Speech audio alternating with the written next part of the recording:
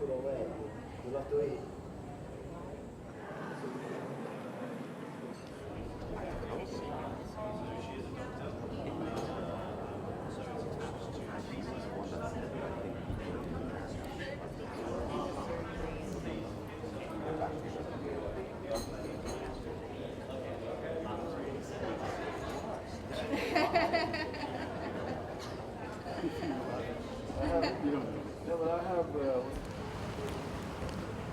Trung哥好。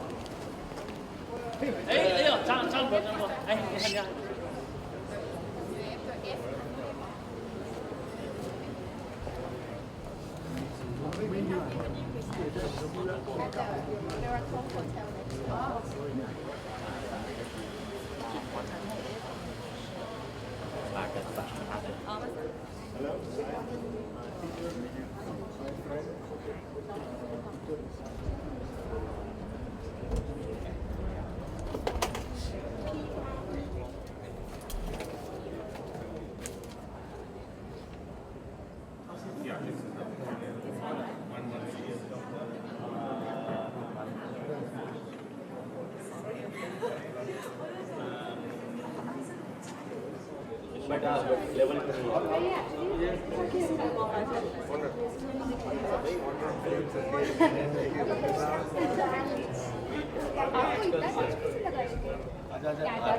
Feliz Siddharth ini ada sampai buat lagi jadi hebat.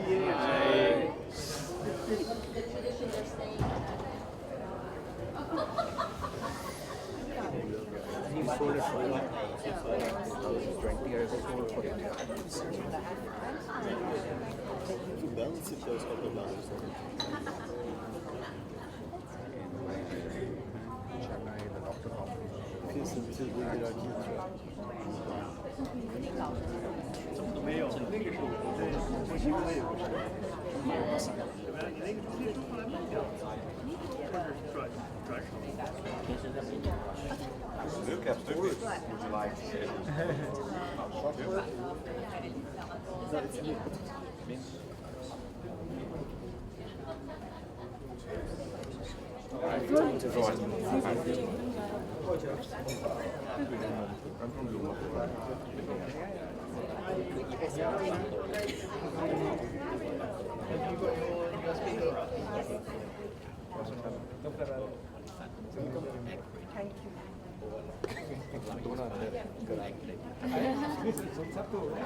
Education and immeasurable contribution to the nation.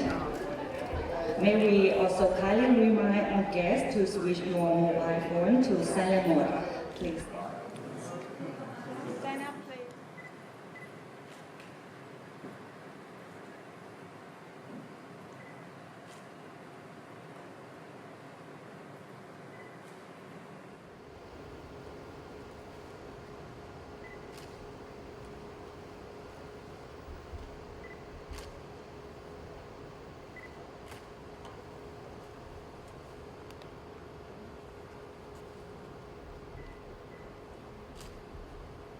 Ladies and gentlemen, we will visit to exchange knowledge, share insights, and explore advancements in reproductive medicine and fertility care. To officially commence today's forum, Princess Media to deliver the opening remarks. Please join me in welcoming Mr. Austin on the stage. Well, look, I have no idea. That's great. I'm so excited to be here and to be standing in front of you. I really, genuinely am. I'm like a dog with two tails. I'm that excited. The next couple of days are all about us running and growing our businesses. I believe that there's 4 factors in the success of my business that I've been running for over 20 years. Luck, hard work, talent and networking. Everything that I've ever achieved in the market has been around meeting interesting, wonderful people. And we have so many interesting and wonderful people in the room today. I really, really hope that you take the opportunity to find some new, interesting people. Now, I'm going to do something that I've been told not to do on multiple occasions, but whenever I'm told to do something, I do it. So, I'm now going to break all of the rules. Can I ask you all to stand up and go and find somebody that you've never met? Introduce yourself. Go and introduce yourself, talk to them, do something very exciting. Let's meet a stranger. Come on, sir. Oh, wow. California. England.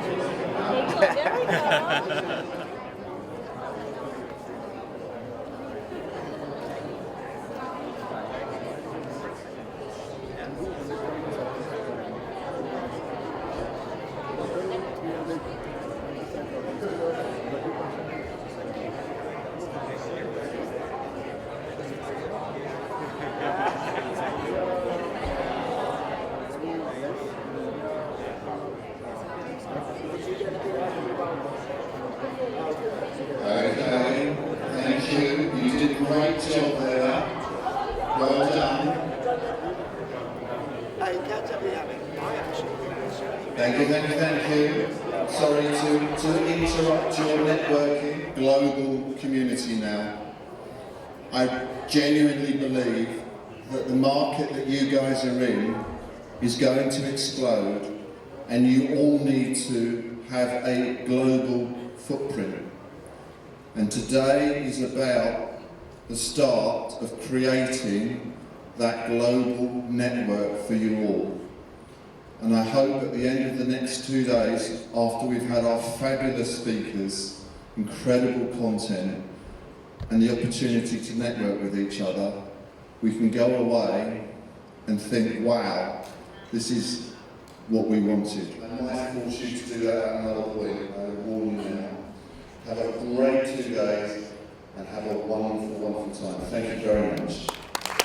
Thank you very much from Thailand Convention and Exhibition Bureau.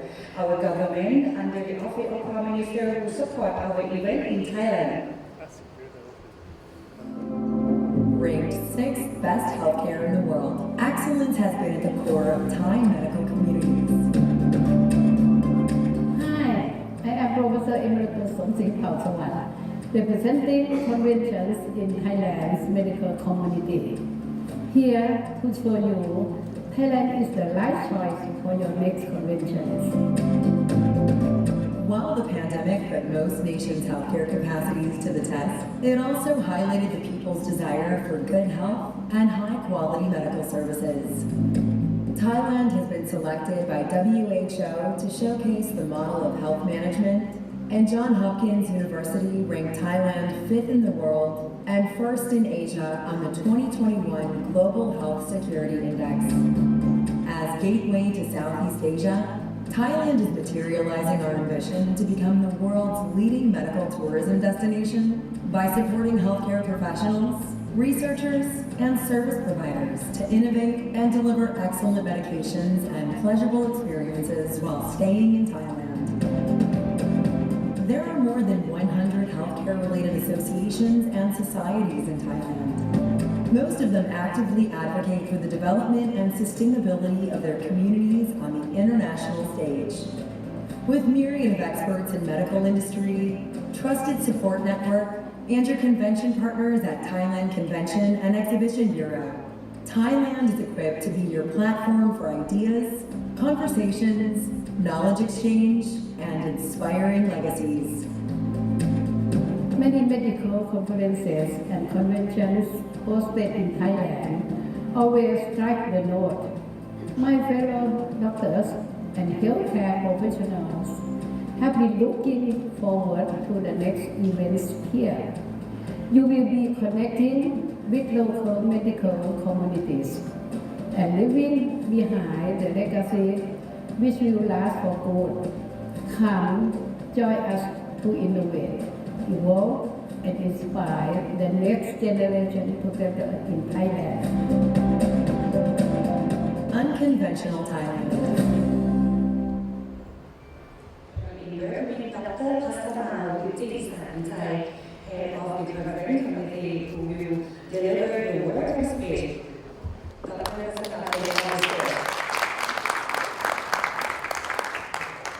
On behalf of the head of committee, welcome to the International Fertility Forum 2025. First, I must congratulate you if you are sitting here in this room because you already accomplished at least two most difficult things in the world. So one is the human reproduction and two is Bangkok traffic. Okay. So we are today because this is the medical conference. This is where the science shake hand with the business. And look around, we have doctors, we have embryologists, we have supplier coordinator, like everybody in the field, and we might speak the same language, like IUI, IVF, HT, ET, LOU. And we may be only the people who in the world who think raising is a good thing and hatching is not just for chicken. Our industry is moving forward and moving quick, like we have the AI coming up, genetics, cross-border care.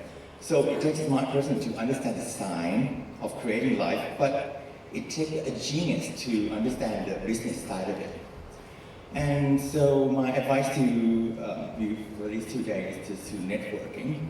The person like next to you, we just talk to, maybe might help you solve the headache problem. And finally, I suggest we usually in Thai we use the word ไม่เป็นไร which means okay, no worry. So if the slides crash, it's okay, ไม่เป็นไร. If it's rain, ไม่เป็นไร, something like that. Okay, so just let's make the next few days productive and profitable for you guys. Welcome to IFF 2025 and welcome to Thailand. ขอบคุณครับ Thank you, Dr. Our distinguished VIP guests in the front row to join us on the stage for Take a Photo Group.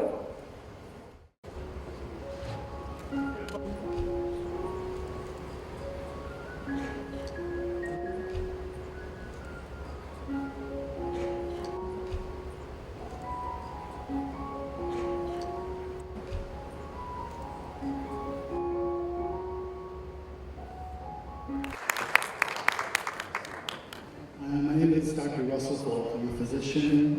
I live in Reno, Nevada, but I work in Las Vegas, Nevada. I'd like to thank the organizers of this meeting at Five Senses Media for such a unique meeting that it is. And the reason I say that is because typically meetings are either one of two types. They're either clinical meetings, where you have a lot of physicians, nurses, healthcare workers, and scientists that come together, or you have business meetings, which are usually trade organizations, vendors that sell supplies or equipment for delivering a certain service. This is a unique meeting because it amalgamates or combines those two. And it's a unique thing to do that. It's kind of a novel idea because often when you go to a meeting that's just clinical, then you don't get to discuss how to improve your business. You can discuss how to improve patient care, but you don't always discuss how do you actually make your patient care more affordable, more accessible. And so this is a unique meeting where we can talk amongst different areas of our field. And the Civic Western Medical Society about 15 years ago, and that's the clinical meeting. It's like the ASRN, the American Society of Reproductive Medicine, meeting we had last week. You can't see everybody, you can't see the speakers, you don't have an opportunity to ask questions, whereas with our regional meeting in California, you can go to the speakers and actually ask questions and get their ideas on how to manage different things, from clinical medicine to business side. So this meeting, being kind of intimate, small, allows us to do the same thing, where you can go in and network better, meet people better, get to know them, and develop a trust, so we can work together in order to provide the best service possible. It's a challenging topic because it talks about more than just medicine. You can apply a lot of these standards to almost any industry, whether it's in your routine industry or if you want to build cars. You have a similar mechanism of building a single factory and expanding into multiple factories, or a single restaurant and building into multiple restaurants. So it's really just a matter of scale, which is what we serve. So I'm an associate clinical professor at the University of Nevada, Also at the University of Washington, I'm an associate clinical professor. I don't work there as much anymore. So originally, just to give you some background information, I'm from Lake Tahoe, which is this lake on the left.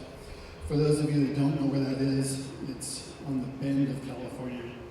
California looks like a hockey stick or a boomerang, and right where the state turns, bends, at the conjunction of Nevada and California, sits this lake. And I grew up on the south shore of that lake. It's about 4 hours east of San Francisco. I attended medical school at the University of California system, so in University of California, San Diego, where I went to medical school. And then my residency in obstetrics and gynecology was at UC Irvine, which is in Orange County, right next to Disneyland. And then finally, my fellowship, which is to become a reproductive endocrinologist, occurred at the University of California, San Francisco. So I am a product of the University of California system.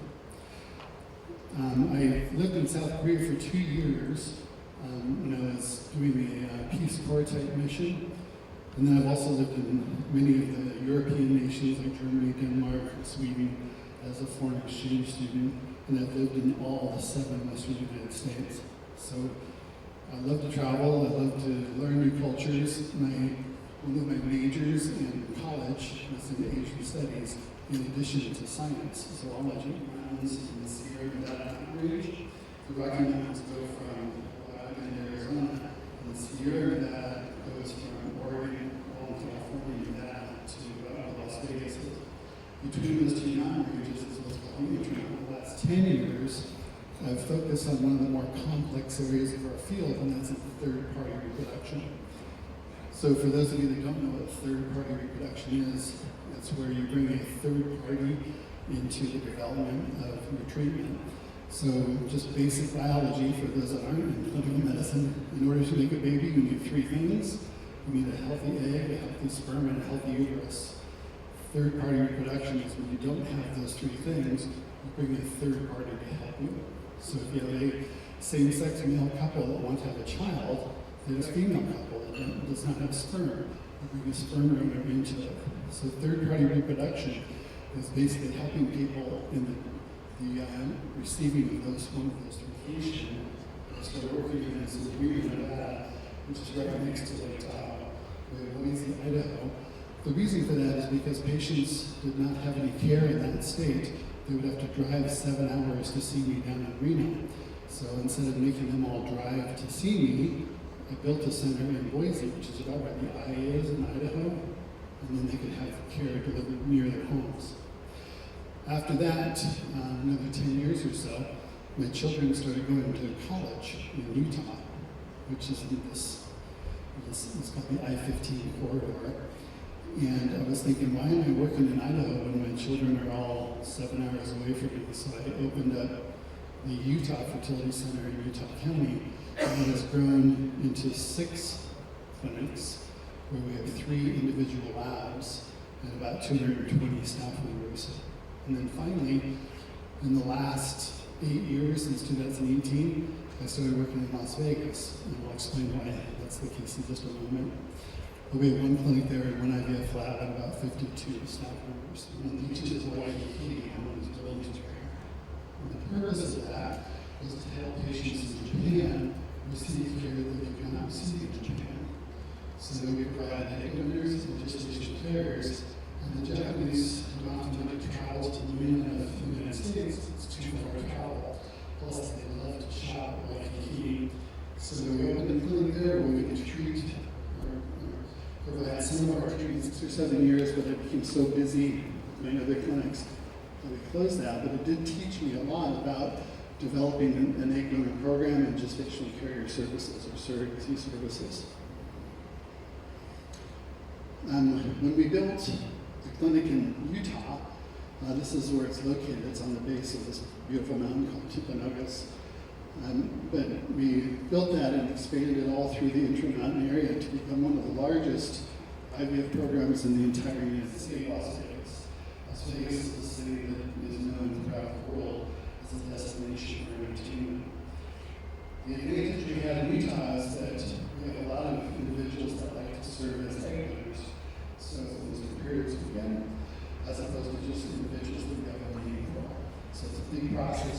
screening and have them available and make sure that they're eligible. And we have, since 2018, we've been able to expand that service to everybody outside of our region. We treat big cities like Las Vegas, Salt Lake City, Reno, Idaho Falls, everywhere in that zone, but we couldn't treat a lot of patients from Europe or Asia unless we had that access through the notoriety of the city we lived in. So we'll talk about how do you grow a single clinic into a group of clinics. And the first step, of course, is to recognize, is there a need? Is there even room to develop a practice? And that's usually done through just marketing. And we'll talk about that in a minute in terms of what the demand is, what the volume is for IVF services. But the first step is to establish a location and create a center. And then in that center, you create a standard in how you practice your medicine. So the first step is to create standards. It's usually done in the first office, the first clinic that you open. Ours that I built was in Reno, Nevada. It was built by my team over about a 10-year period. And we became one of the top 1% ranked program in the entire United States through the different communities down to Las Vegas to build that. You see here a picture of these trees. These are called aspen trees. So the reason why I profiled them here is because aspens have a very unique way to replicate, to reproduce, or to grow. An aspen tree will germinate and grow into a normal tree, and then the root system will grow and expand, and it will send another shoot up, and it will become a second tree. And then it'll do the same thing and build a root system and support that tree, and it will send another tree up. So you get this grove of trees that all emanate from one tree. The largest living thing on Earth is an aspen grove in Utah. It's an aspen grove that covers about 100 acres in size. It's similar to the size of Lumpini Park here in central Bangkok. So there's one organism, one grove of aspen trees that's the size of that entire park. And it's all emanating from one single tree. It began as one tree, but then as it expanded, it's developed into this very large, huge organism. It's the largest organism on Earth, and it's the heaviest organism, living thing on Earth. It weighs about 13 million pounds, which is 6,000 kilograms, and comprises over 50,000 clones from that single tree. It's taken about 12,000 years to get to that stage, so it did take a lot of time, but I thought it was a good example of how one tree could grow so big just by replicating itself to develop the largest thing on Earth to run in your absence. So there's no way that one person can manage multiple clinics because you cannot maintain all the details that are involved in such a complex system. So you have to create the clinic and empower the people that work there to maintain and say that, then you have chaos. And so the leaders are paramount to develop these systems. And the reason why I point that out is because this is a group of leaders. You're all leaders in different fields, whether it's in clinical medicine or in supply side economics of pharmaceutical companies or all of our treatments. The dark blue is IVF, the light blue is egg donation, the regular blue is egg donation, light blue is sperm donation and embryo donation, and then the smaller lines are surrogacy. And on the right, it shows why is it that we have fertility tourism. Why are people seeking care outside of their immediate location? It doesn't make sense because if I needed care and it's some down the street, I just drive down the street and receive the care. Why would you travel and spend the money and time to go somewhere else? So here it describes why that's the case.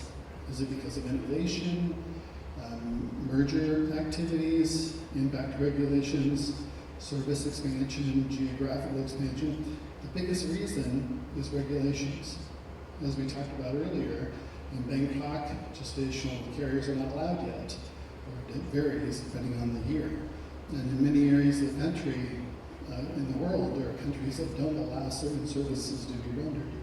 As I mentioned earlier, what got me into this originally was the need for egg donation in Japan, even though I was working in the United States. And so the regulations that run programs force patients, if they want to have a family, to receive care in places where that's allowed. Quick example, how do you reward your staff members, your team, to provide that service? I started doing this in the early 2000s, but when we meet certain metrics, certain goals in our practice, then I'll take all of my staff on a cruise to wherever they want to go, depending on what they achieve. So if the business does really well, and we have more patients that we treat, or whatever we choose to be our goal, if we achieve that goal, everyone gets to go on a cruise. So you get to go on a boat trip and party. And that becomes a huge motivator for people that want to not only have a job, but also to have something special in their life that's different than the rest of their friends. Now I recognize that fertility treatments are a very complex process. If you just look at the IVF process alone, here's 10 basic steps, going from the initial consult all the way to the pregnant stage. And each step is entwined with a multitude of people that are delivering that service. And that's just one area of the treatments that we render.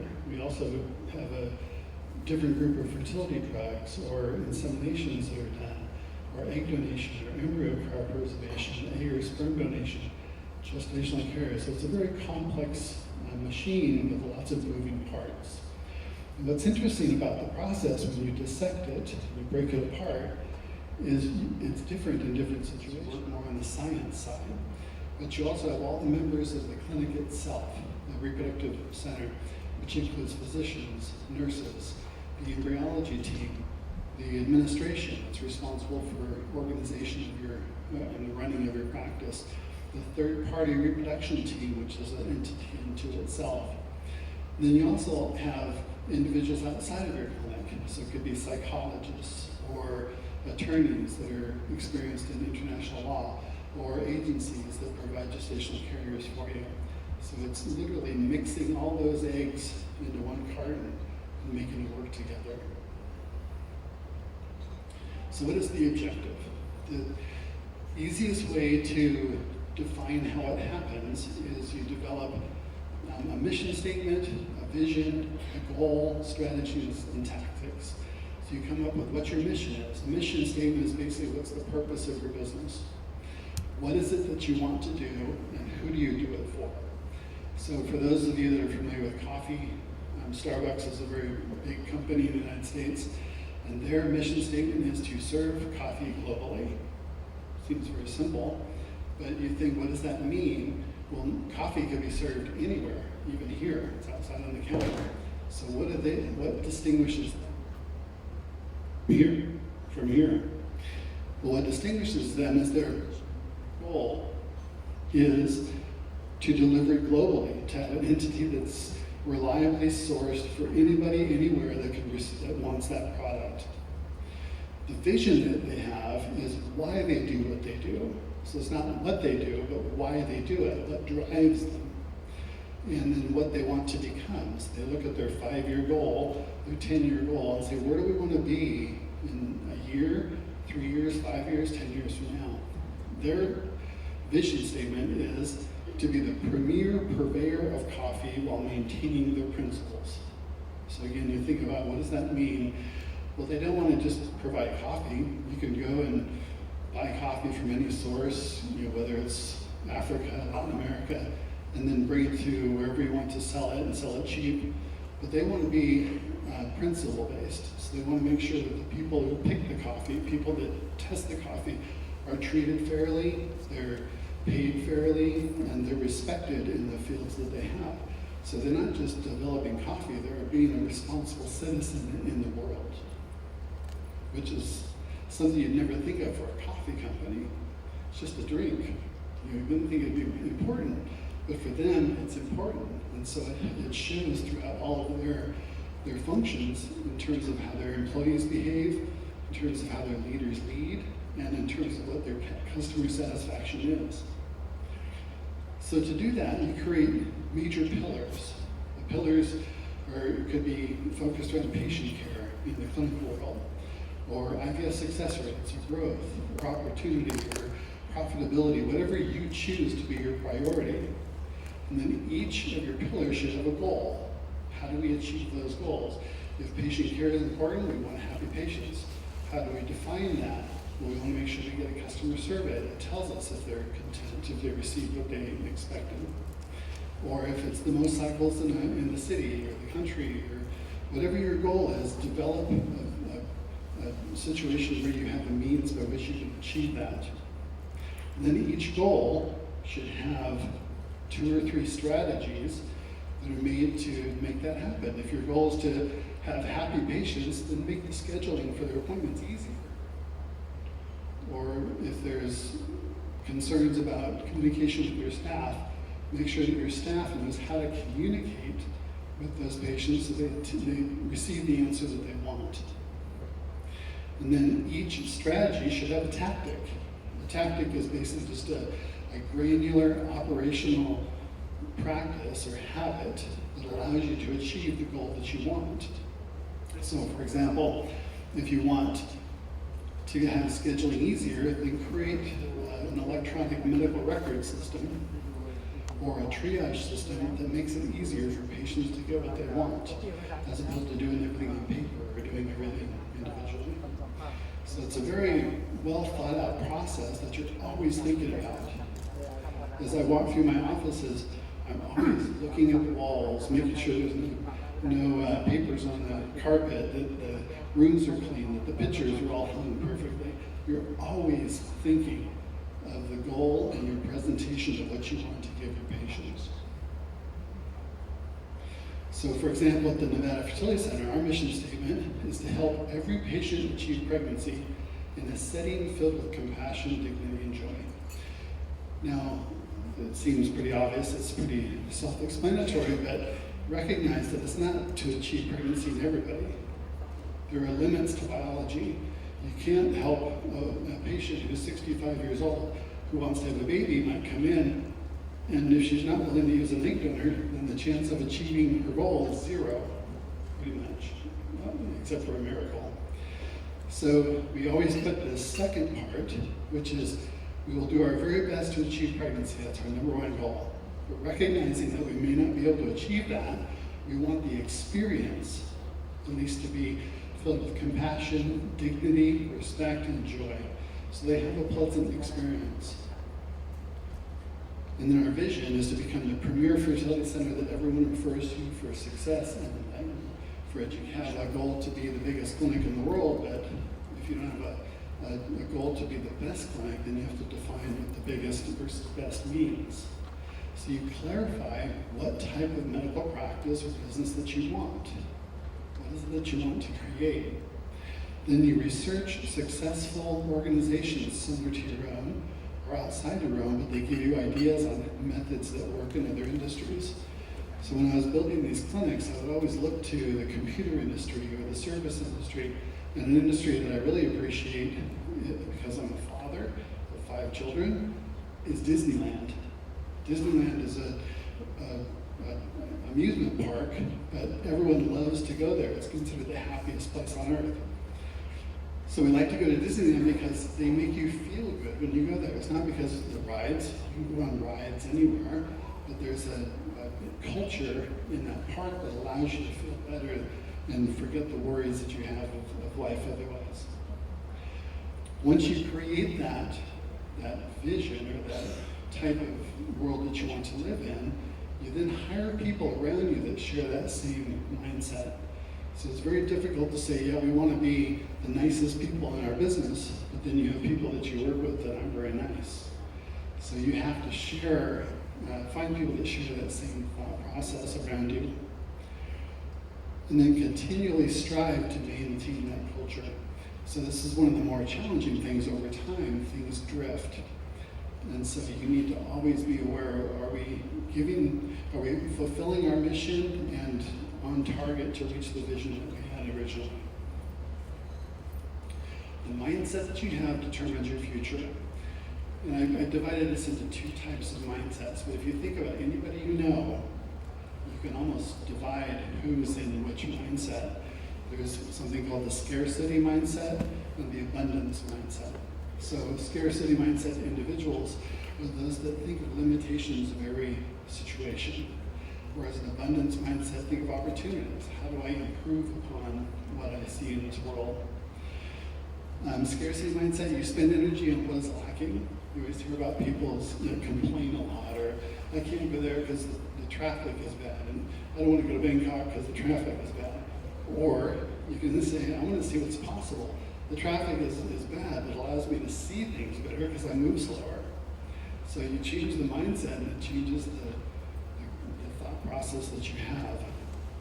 Scarcity mindset are people that are frustrated. They feel powerless and anxious all the time, whereas abundance mindset, they feel empowered and engaged. They want to get involved. It's often a business where people will take secrets or take things and they don't share it with others and they harbor it. And they don't want to share the credit of things that they've achieved. Whereas an abundance mindset is you share knowledge and you share success. If you have a team that does a fabulous job, you give them the credit for that. And it makes them feel better and encourages them to know more of that same behavior. And you don't want to think small or avoid risk. Those in an abundance mindset actually embrace risk. Let's try more things. And then no trust in others, suspicious of others. Whereas in an abundance mindset, you're leading with trust and you build relationships. That's what this meeting is all about, is building relationships and helping each other become successful. We saw that there's a huge need for it. It's just a matter of trusting each other to enable them to achieve that and then hopefully get a reward on the backside.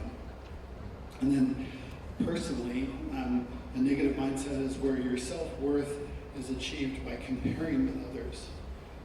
That person has a better car than me, I need to work harder, as opposed to self-worth being what you compare with yourself. I mean, I have a perfectly fine car, but now I'm going to have an airplane by next week. So that's the mindset, but then that always works within the constraints of where you work, and that's the governance.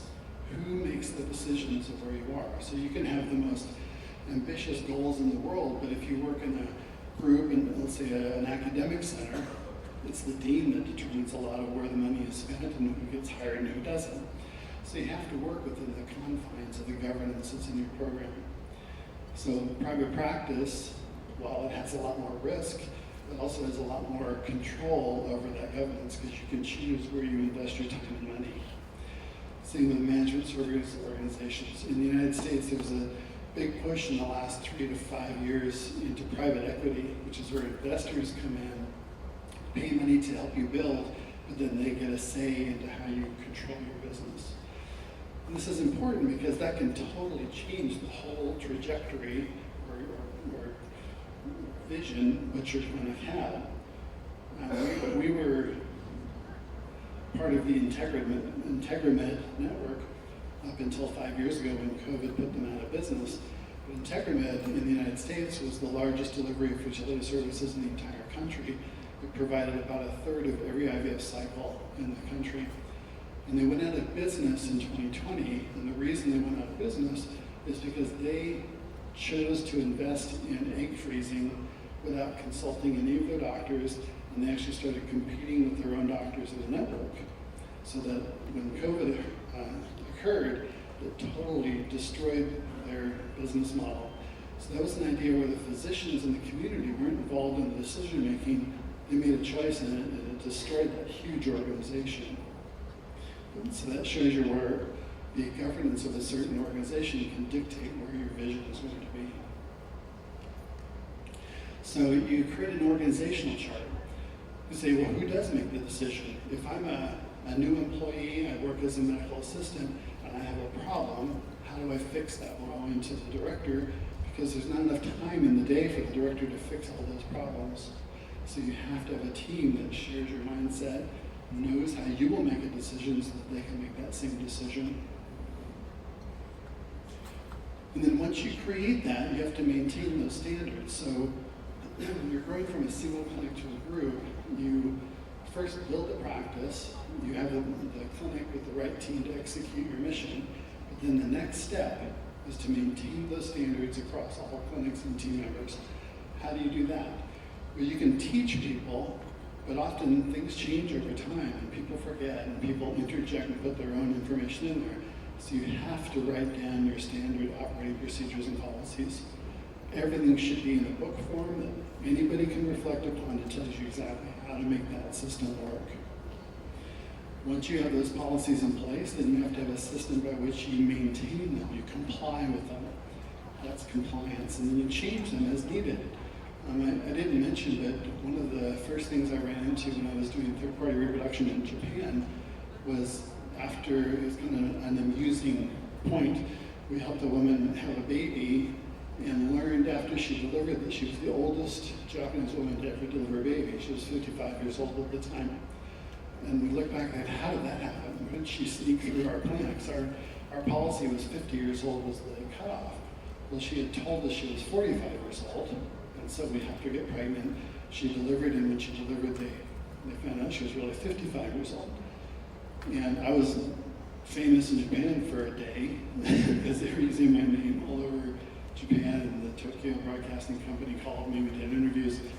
So after that, I was able to change our protocols, and then we made sure we had verification of age of every patient that came through. So we had copies of their passports or their driver's license in order to treat them. So modification is critical. The standard operating procedure is really something where you just write down what needs to be done and make sure that everyone's on the same page. Everyone understands what's expected and performs consistently. It's also easier to train new people. If a new person comes in, you can train a new staff member by having them read these standard operating procedures so they know what the next step is. They're not always having to ask, or they might be shy and not ask. And then the leadership can review and modify it as they're needed according to national guidelines. And there's a lot of transitions that occur in every country, and so you have to be able to change and pivot if you need to change those guidelines. And then you have routine assessment. Here's an example of one of our SOPs for female fertility preservation. So you just have the date of when it was created, when it's modified, the purpose of it, the policy, and how the procedure is defined.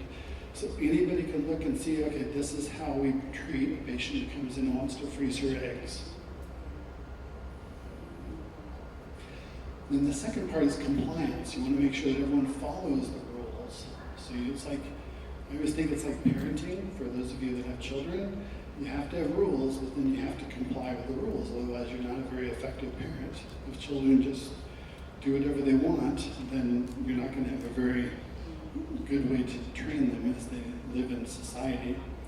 So we have a compliance officer, someone in charge of that, and sometimes if it's large, they'll have a committee that helps them monitor and change it in case the compliance is not occurring. And that's the policies and procedures and training and education of new employees. And then maintaining good communication with regular meetings to re-emphasize what your rules are. So policies define what should happen, but then workflows define how it happens. So you can have a plan, a policy that says we do this, but if you don't have a workflow that has a mechanism to control it, then you don't have a very good policy. So both are needed in order to ensure that the right patients come in, they get the right appointment for what they need, they have the right provider, and they do it at the right time of their treatment. And I can't overemphasize the importance of scheduling. In a clinical practice, scheduling is paramount because you want to make sure that you set the tone for the practice. You don't want people to have to wait 3-4 months for their first appointment. And so you make sure you can get them in efficiently so they're not waiting too long, and they're able to come in and get as much done in that short time as possible. So you can do all that just by scheduling it appropriately in terms of the time that they need to come in, when they need to come in, and also for efficiency and scale, you don't want a situation where there's a lot of no-shows, patients that don't show up for their appointment, so your providers are sitting there twiddling their thumbs or not working when they could be seeing another patient. Again, if the goal is to have seamless journeys for all your patients, then you make that happen through your scheduling. And then a tactic is always a balance between your volume and your value. Volume is a measure of efficiency, how you optimize scheduling, the templates, how long they're supposed to be there. You can centralize it, or you can create a team to do the scheduling so they can watch that specifically and make sure it follows the plan you want. And then you can use staff members to do things that historically physicians used to do, like take histories. If you have a physician that has to spend the time taking a history, then you waste a lot of the physician's time when they could be doing something far more efficient. So we have our medical assistants who can then take their history, write down everything, provide everything to the provider, to the physician, who can then go through and not waste time asking questions that could be asked by someone else. And then they can talk about, well, here's the treatment plan that will work for you. And then you track KPIs, or key performance indicators. So you look at conversion rates, or time to their cycle, or how many cycle starts you do, or how happy the patients are in their care. And you can leverage digital tools. So instead of writing, as I mentioned earlier, writing down your notes, you can put it in an EMR system, or you can have the patient write it in themselves through self-scheduling or online forms. On the value side, tactics, it has to be centered around the patient.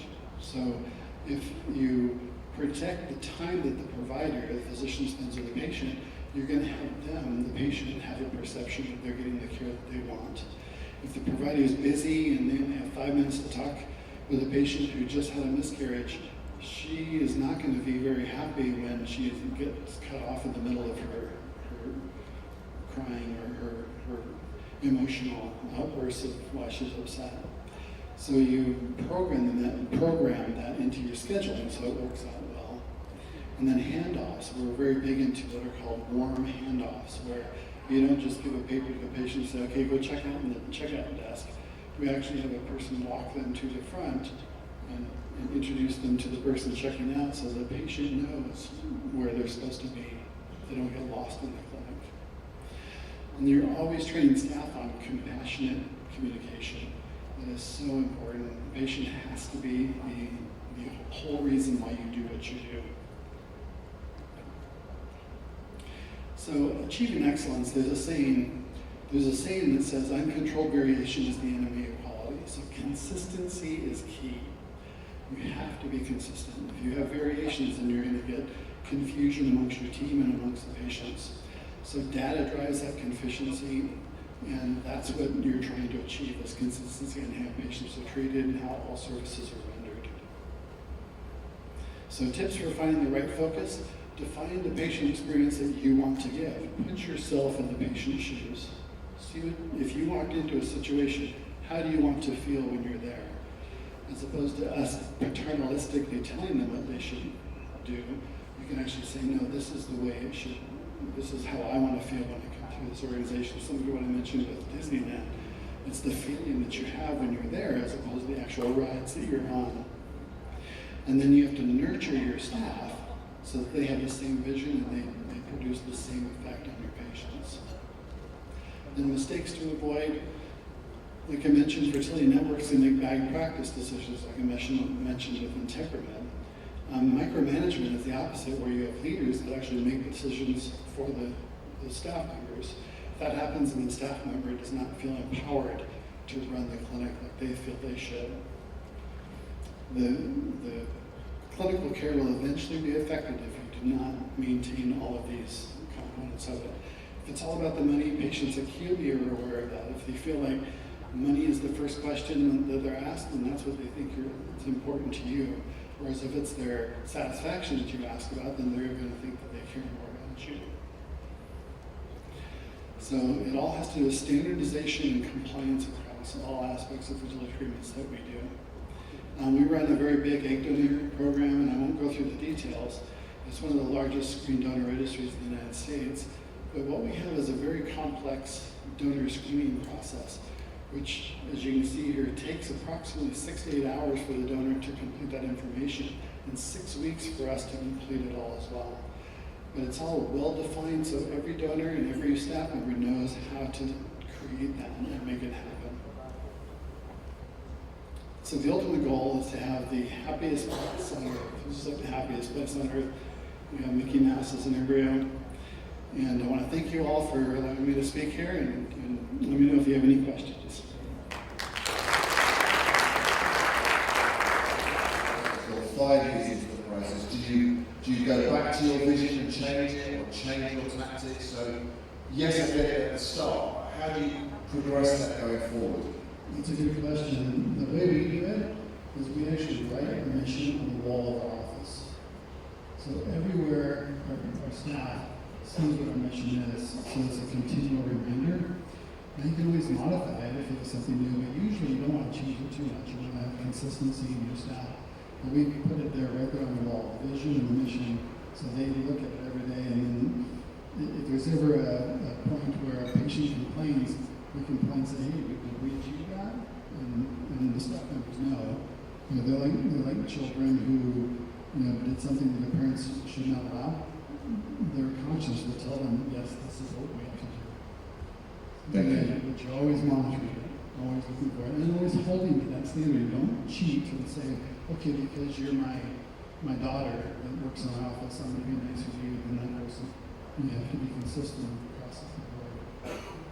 Thank you. And I am Secretary of Community, a medicine specialist. So my query, all my neurologist team, so how we integrate this AI in our IFFBKK lab, and then practical approach, how we integrate all these AI features and develop it to the neurologist. So how we can integrate that? That's one of my activities. That's a good example of changes that occur continually in our field. One of the exciting things about reproductive medicine is there's always changes.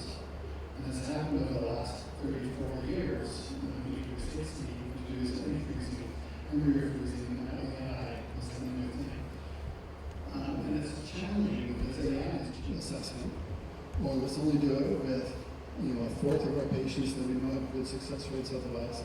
And then once it proves itself and you feel comfortable in using it, then you can apply it to the rest of the clinic. Can you integrate IFFBKK system that for embryo selection? With embryo selection using AI, Yeah. I think it's phenomenal technology. I think historically, for example, with embryoscopes, you see the morphology of embryos as developing, but there hasn't been a good algorithm because we're always depending upon human subjective assessment of it. Yes. Whereas AI is looking more objectively at embryo size, blast embryo size, and rate of development, which is something we didn't have before. Yeah, thank you. And so it's exciting. Thank you so much. Any question? We did many studies and psychological doctors. So my question is, in the US, ASR we should recommend psychological evaluations for like donors, carriers, and everyone. But in most countries, a psychological aspect is usually overlooked. And why do you think the US has a really strong emphasis on psychological evaluation in reproductive medicine industry, and like how do you think we can expand it to global level? Yeah, so is the risk of abuse, of taking advantage of someone who might want to make some money and you take advantage of her by giving her money and make her do something. So in the United States, there is a big push to protect the egg donors and gestation carriers, so you know that they're doing it for the right reasons, and there may not be some red flag that can occur. So that's the social reason of it. It helps others feel more comfortable having that, knowing that the donor is doing it for the right reasons as opposed to just making money. But it's also good for the recipients of those eggs. You don't want an intended parent to use an egg from a person that may not be sound in mind, because if something were to happen in the child's life, they'll always have doubts about what happened, you know, what kind of biology was I experimenting with. So we just go a little bit overboard to be more strict about getting people that are appropriate to the egg donors and gestation carriers.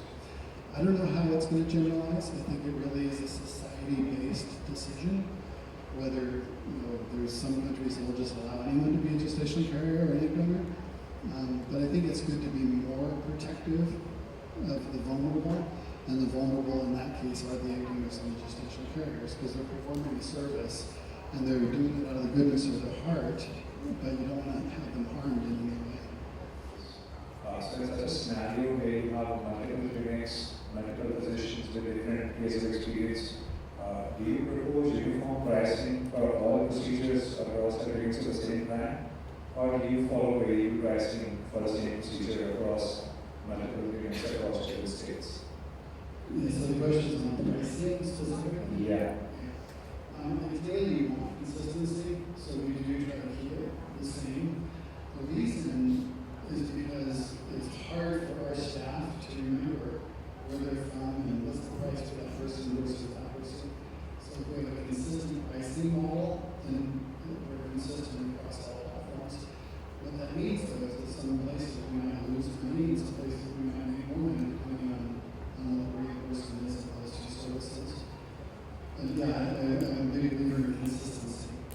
And if you find that you're losing money because of that, then you choose to area. And that's one of the challenges in third-party regulation.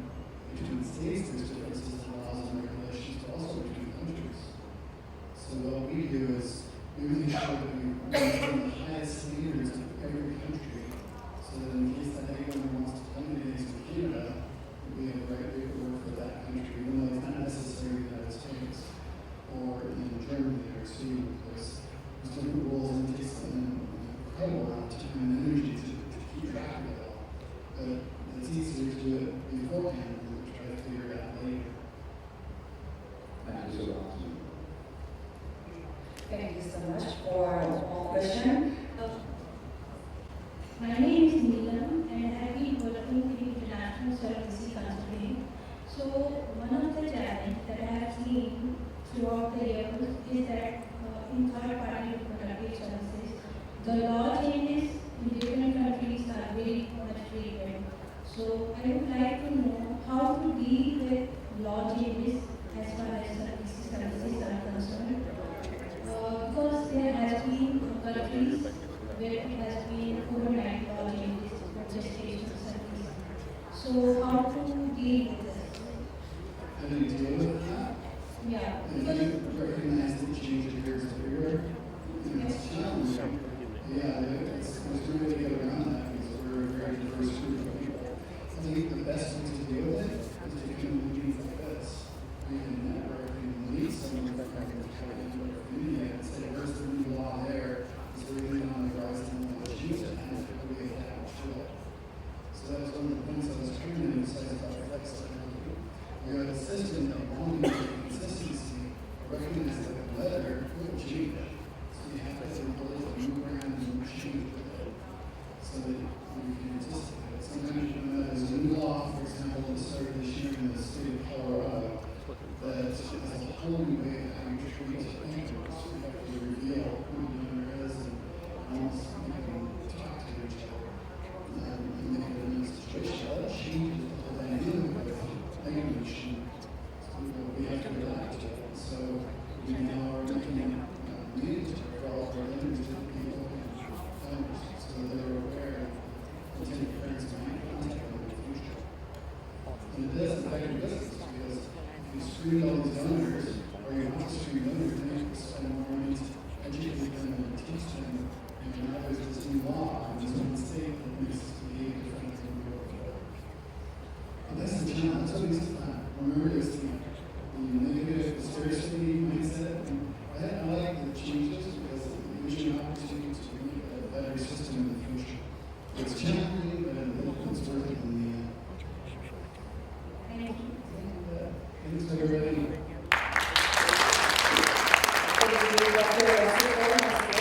Next we will take a coffee break and the next session will be at 11:30. Ladies and gentlemen, thank you so much.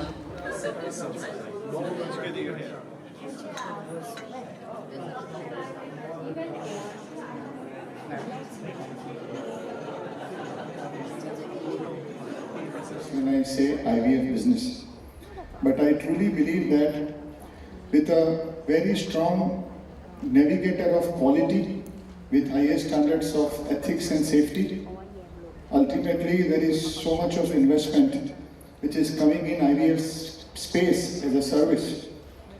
There is nothing wrong in terming that as a business, but with a very strong focus on clinical ages, step of creating this forum, and in coming few years together as a team, we will grow this this in terms of helping many stakeholders, including investors, including management team, including the whole IVF ecosystem, to brainstorm, learn from each other and grow. So thank you, Austin.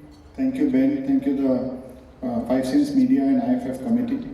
And I'm sure we have exciting times ahead of us. Before I start, I just wanted to spend maybe a couple of minutes. Having spent more than 30 years in IVF space, and I have been part of founding and co-founding team of large IVF businesses.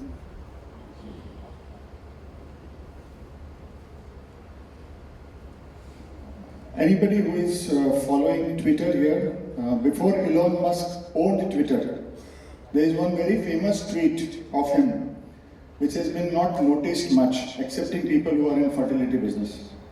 He has written one line tweet: humanity's biggest challenge is not climate change, it is declining fertility rates across the world. Because if it continues like this, we will have very less people on the earth in next couple of centuries, and there will be no climate problem.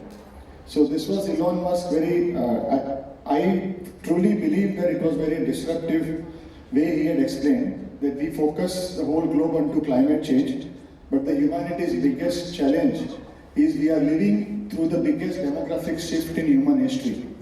Global fertility rates are falling across nearly every region. As natural fertility declines, ART is moving into mainstream. By 2030, global IVF volumes are expected to double from what it is today. Infertility is shifting from an individual medical issue to a global happiness index. I don't think there is any debate around it. But in the current scenario of this demographic shift or challenge, we are also going to contribute a lot to GDP of global GDP by creating countries and Earth a bit younger. On a recent estimation, which was presented by one of my very good friend but a legend, is Dr. David Sebel in ASRF very recently. If we take total infertile population across the world as presented or research paper published by WHO, it's saying 9% of total population faces infertility. At present, we deliver 1 million IVF babies per year. In last 45 plus years of IVF, it's total 12 million IVF babies plus. But today, in current times, it is 1 million IVF babies per annum. We do around 2.5 million IVF cycles across the globe. It is expected to reach 1 million IVF babies per month, which is around 12.8 million IVF babies to be born through IVF space in the near future, considering infertile population, LGBT, habitual abortion, genetic disorder. Hence, I say that IVF industry or IVF space or IVF service provider will not only keep up global happiness index, but also contribute to global GDP. This is a larger picture of IVF, and hence it is very important that we understand the space, contribute to each other's learning and grow sustainably and together, more in collaborative form rather than competitive form. With rising demand, IVF chains are expanding across the country. IVF chains exist, but IVF systems which are progressive doesn't exist. Scaling IVF business needs consistent science, standardized ethical framework, and a patient-friendly philosophy. So let's explore together what makes a progressive IVF chain, what global opportunity challenges shapes its growth. If I can give you some example coming from the geography from where I come, I have spent all my 35 years in IVF space in India.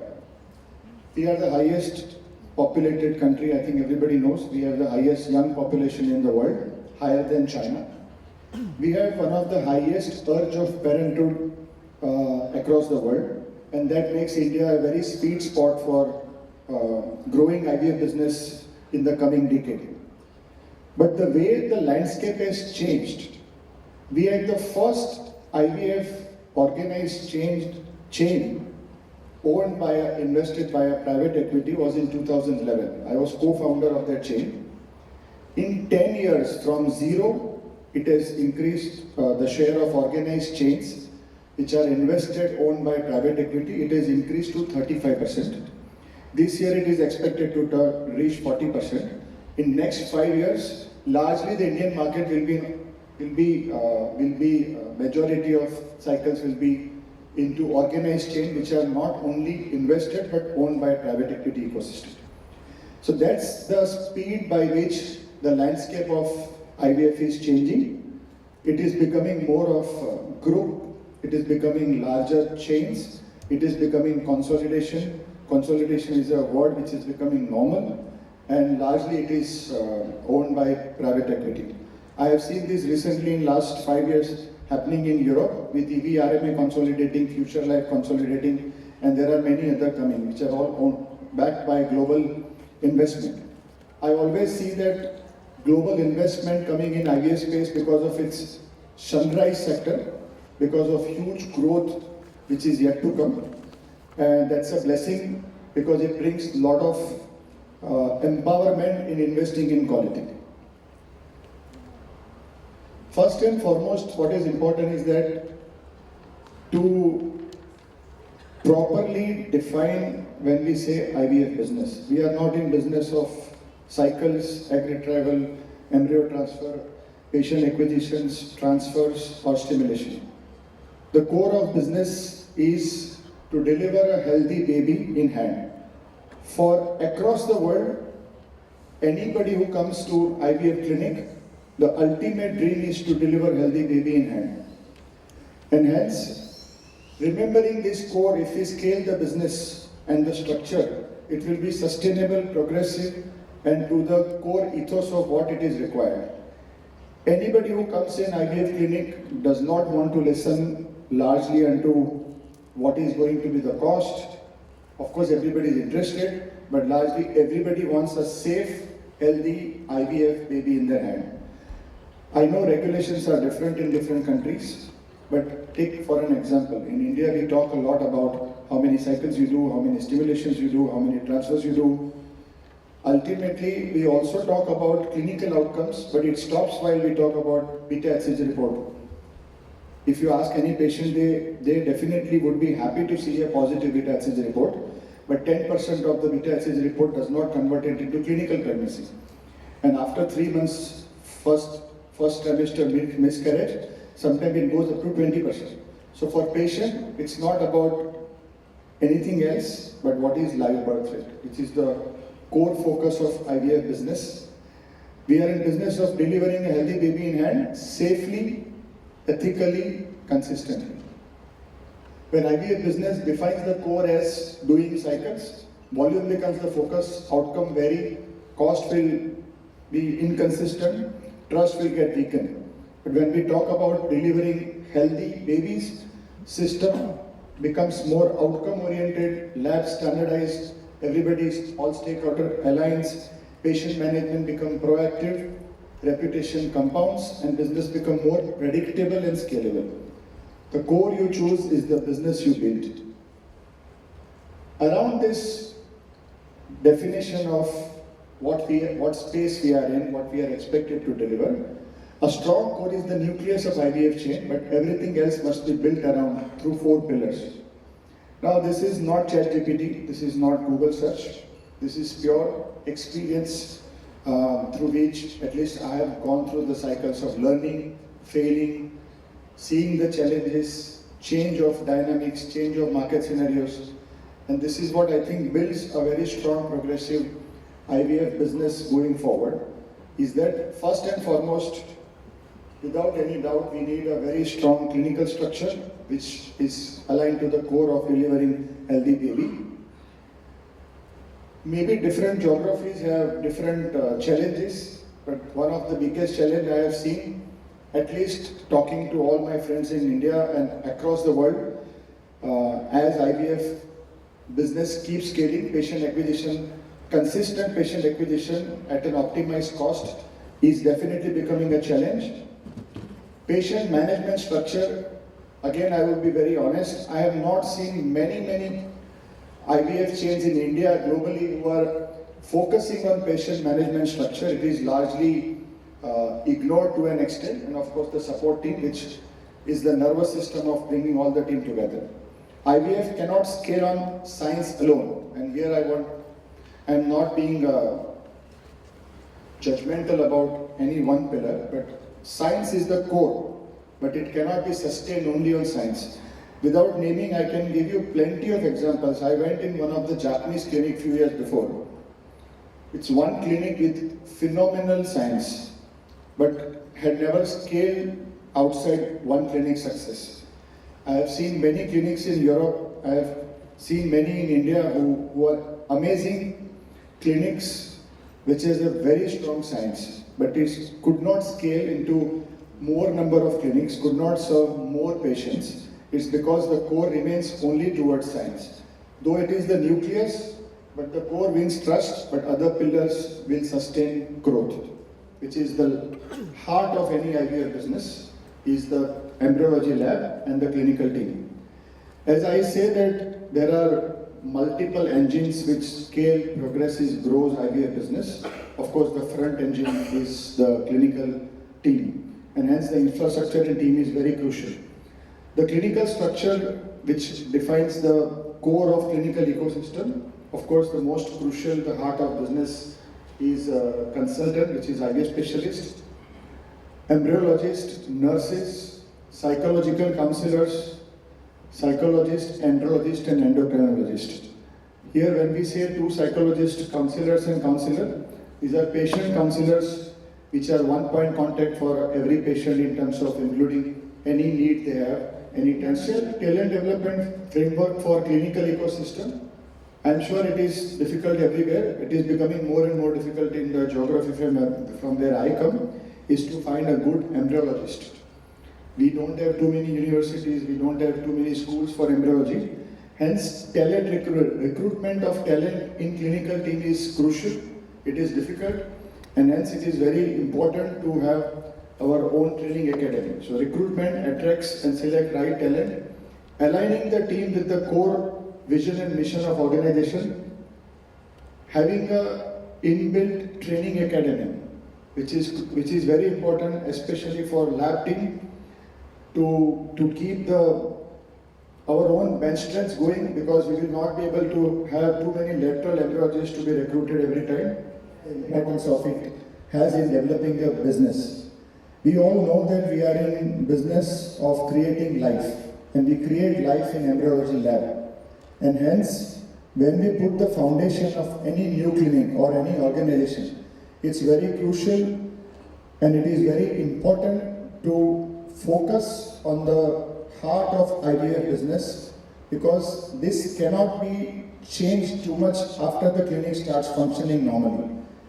This is an investment intensive space, and it is not easy to convince whoever is investing, whether it is a global private equity investor, whether it is venture capitalist, whether it is a owner who is doctor or non-doctor.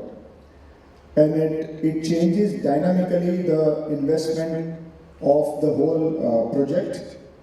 If you want to create the best IVF lab in terms of embryology, or you want to compromise. Starting from air quality, equipment, technology, it's a huge difference. Like if I can give you some sketch example, in India it takes around $150,000 to make a good quality lab. But there are high quality, well equipped, well technically sound lab which are built around $300,000 to $400,000. So where to invest, how much to invest is a tough spot, but it is crucial that after the clinic starts functioning, you will not be able to make too much of changes. And hence it should be defined very early. Investment in lab, which is in infrastructure and technology, investment in safety systems. We all know that we have very good technology available, which is important for one of the issue happened in one of the clinic in India, and we had some government functionaries which got rattled because of that incidence in the geography from where I come. It's still not mandatory in India in regulation to have gamete traceability as responsibility on IVF service provider.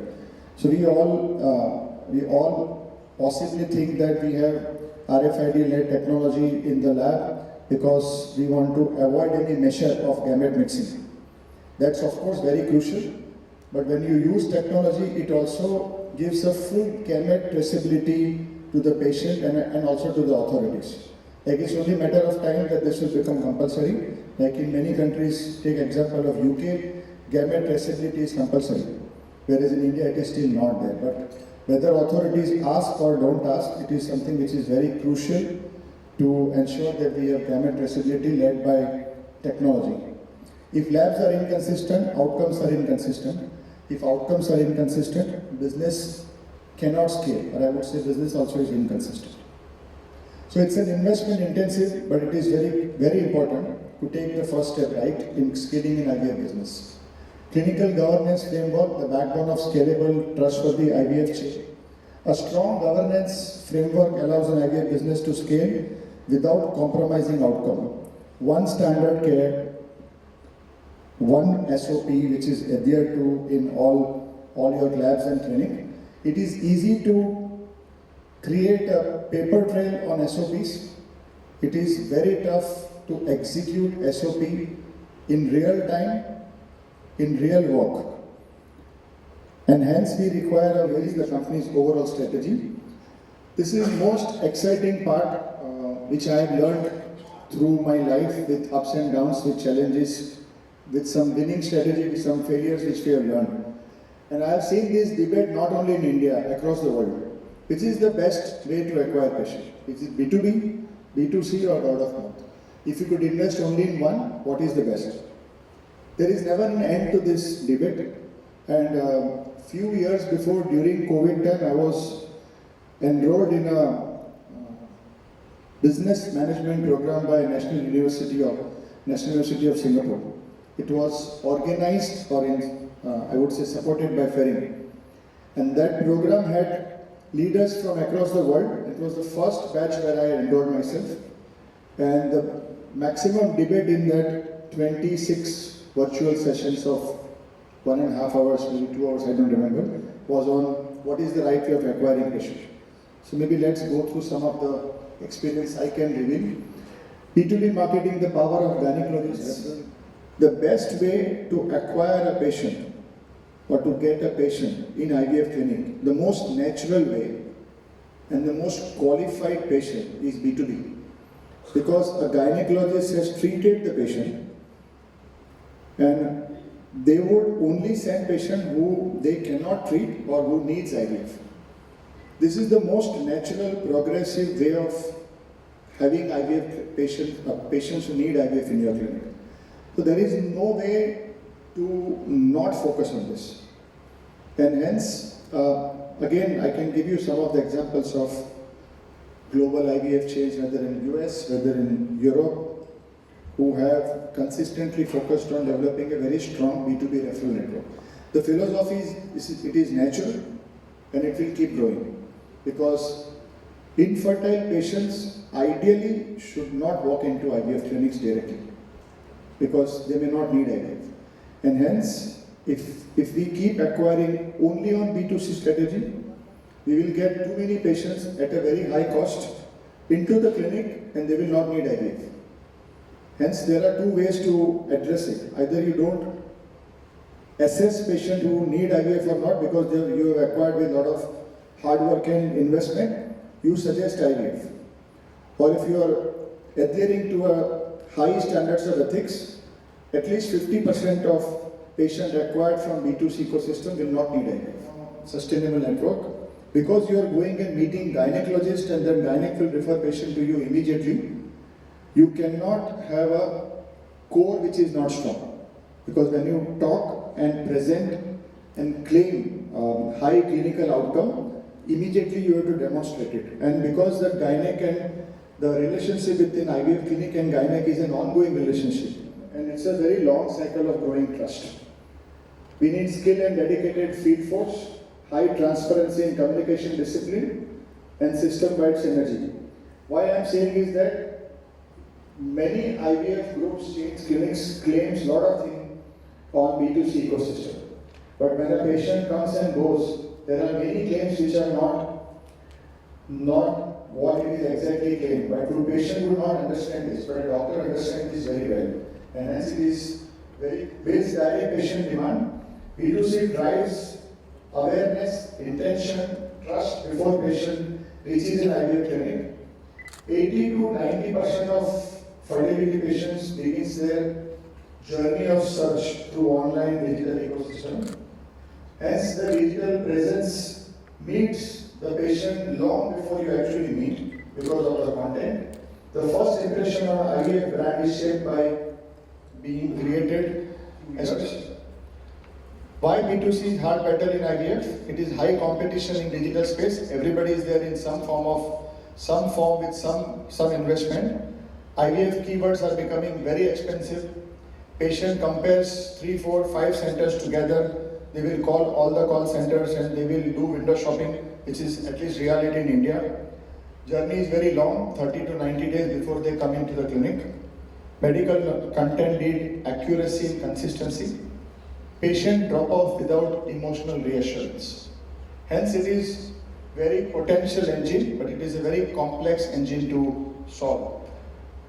Two aspects which can make a very, very successful B2C engine. One is the contact center. The call center, I would not say always, but sometimes it is ignored, the potential of call center. I always, when I keep meeting my call center team, I always say that it sits on the topmost funnel of your business. The first experience of your audience, which is intending parents, is with call center. And hence, to focus, invest on people, culture, technology in call center is extremely crucial. Because it is the first touch point which creates the first image, and the call center executive barely gets 1 minute.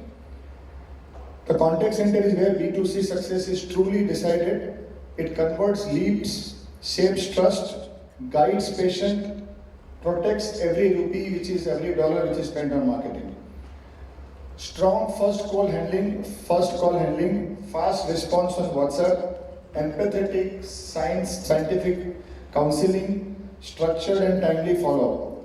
Initial acquisition channel about 2 decades before. It cannot sustain. I can give you one example. Word of mouth led IVF clinics takes 10 years to scale to 1,000 cycle a year. With a very strong B2C and B2B, it takes 3 years to scale. Because if you want speed, if you want growth, word of mouth is the best, but it is the slowest. And hence, a structured other channels are important. So if you could invest only in one, B2B, B2C or word of mouth, which wins? A progressive IVF business finds its own sweet spot. I don't want to name, but if you take EVRMA, if you take CCRM, few IVF clinics management team were there in the program. We all agreed that the best is to find our own sweet spot. It depends on the landscape, geography, competition, budget, what you have. Patient management structure, as I said, is very crucial and mostly ignored. It is because referral patient typically come from multiple options in mind, including referral from friend and family, online search, recommendation from gynecologist. The patient decision to choose an IVF center largely depends on how they are treated during their first consultation, and thus enhancing patient care right from the first point is to key to increase profitability. This is a very, I would say, operation management or in-clinic patient management is a silent killer or it is a magical wand.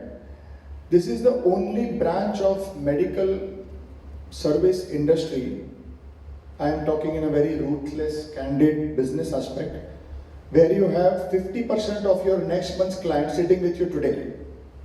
Because whatever best you do in IVF across the world, live birth rate cannot be more than 50%. I would say largely, I'm not debating on that. So it's between 30 to 40%, but say 50%. Hence, every patient you see today is your client for tomorrow. My life defines in one frame. This is real IVF baby of 49 and my family. Thank you very much. Thank you.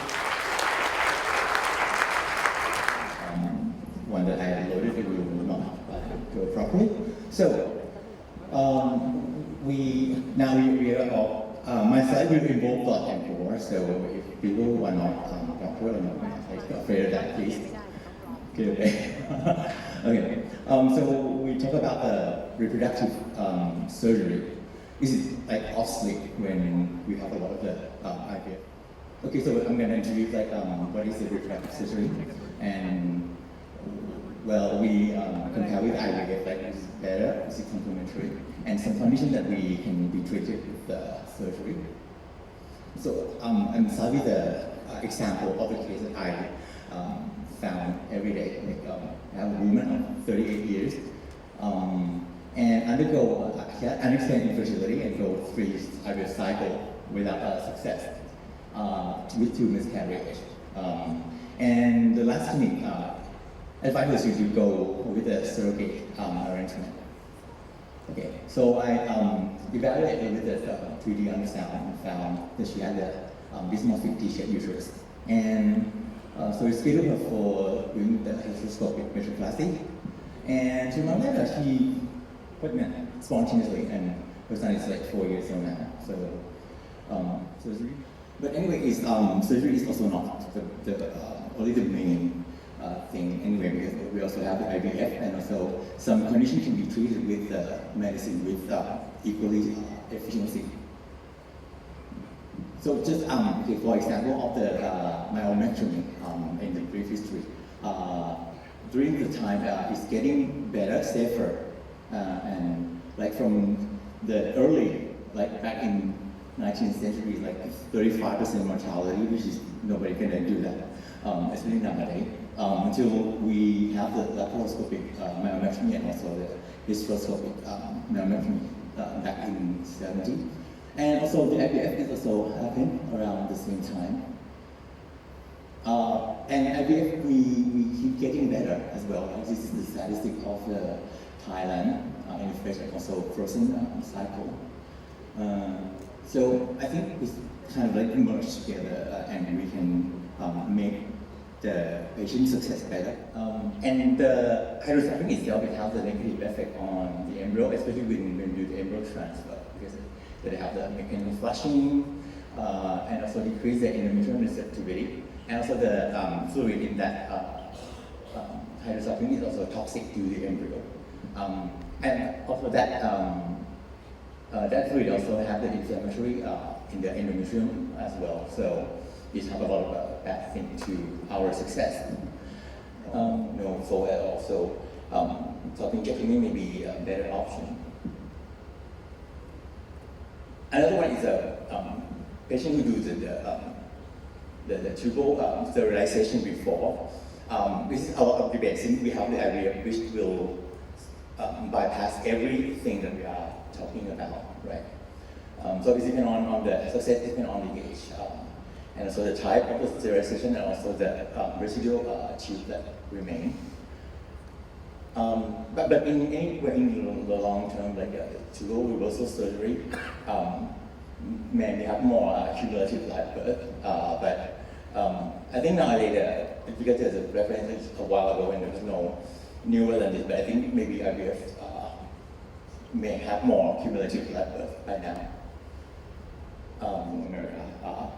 Nowadays, the update one is a little bit confusing, but I think you should stick to one. And how we evaluate the shape of the uterus, that is normal or not. We look at the external contour of the uterus in the pelvis, and the internal contour, so how does it look. And so there are not many technologies that can provide that information at the moment. So the standard now is the diagnostic laparoscopy and hysteroscopy. But anyway, it involves the surgery, and there was an incision in the patient belly.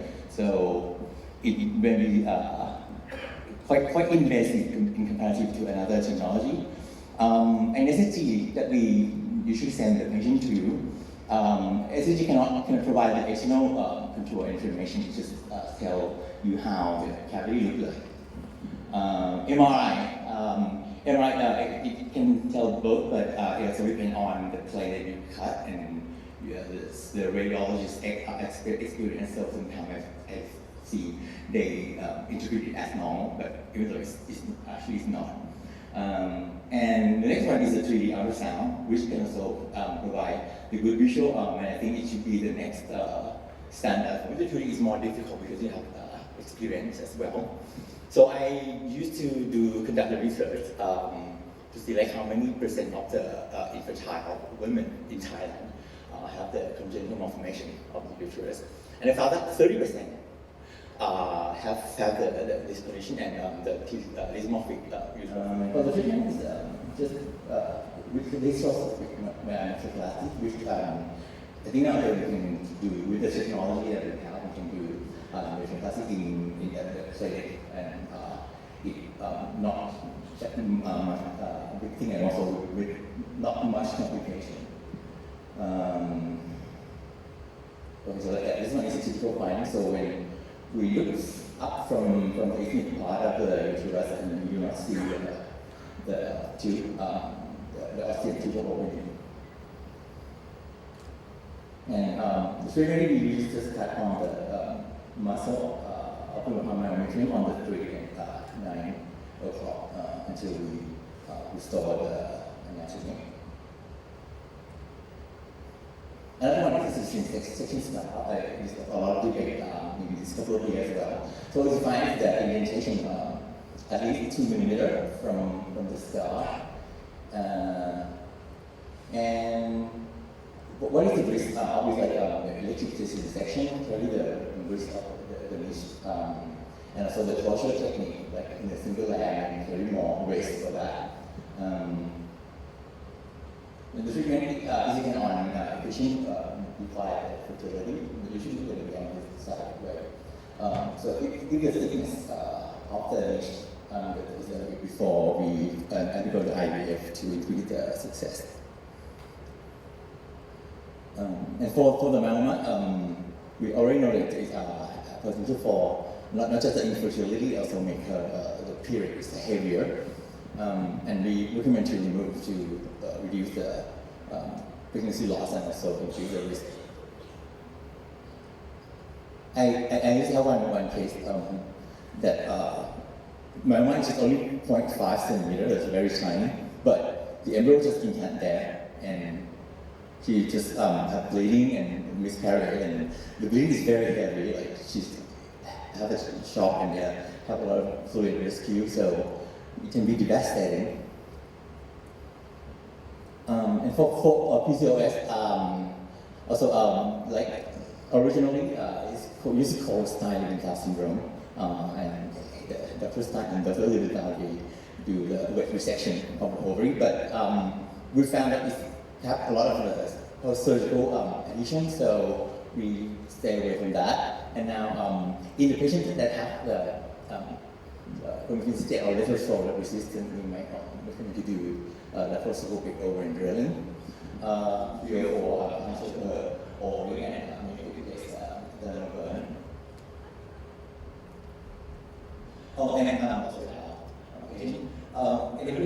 can make the ovary survey destroy a lot by the chronic inflammation that happening around the ovary, and also have the premature follicular activity and the premature parental cell activity, right? Because often treated and it's really between the cyst wall and the contact is attached to.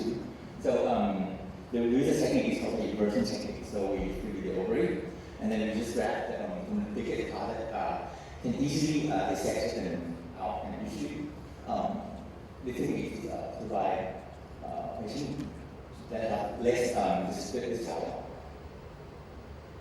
So this is the cyst wall. We have the issue, we're not tapping the cortex of the ovary because it's much denser, and we see the clitoris playing. Like here, where it's not much bleeding, and very nice to dissect. And when we cut it through, we just dissect each flap of the cyst wall out of the ovary. And you see that not much bleeding, also make it faster to do the operation. Okay, so I think it's about lunch, sorry, the patient. Yeah.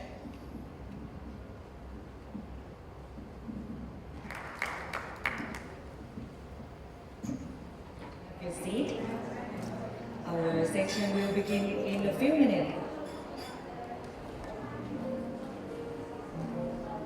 Please have a seat.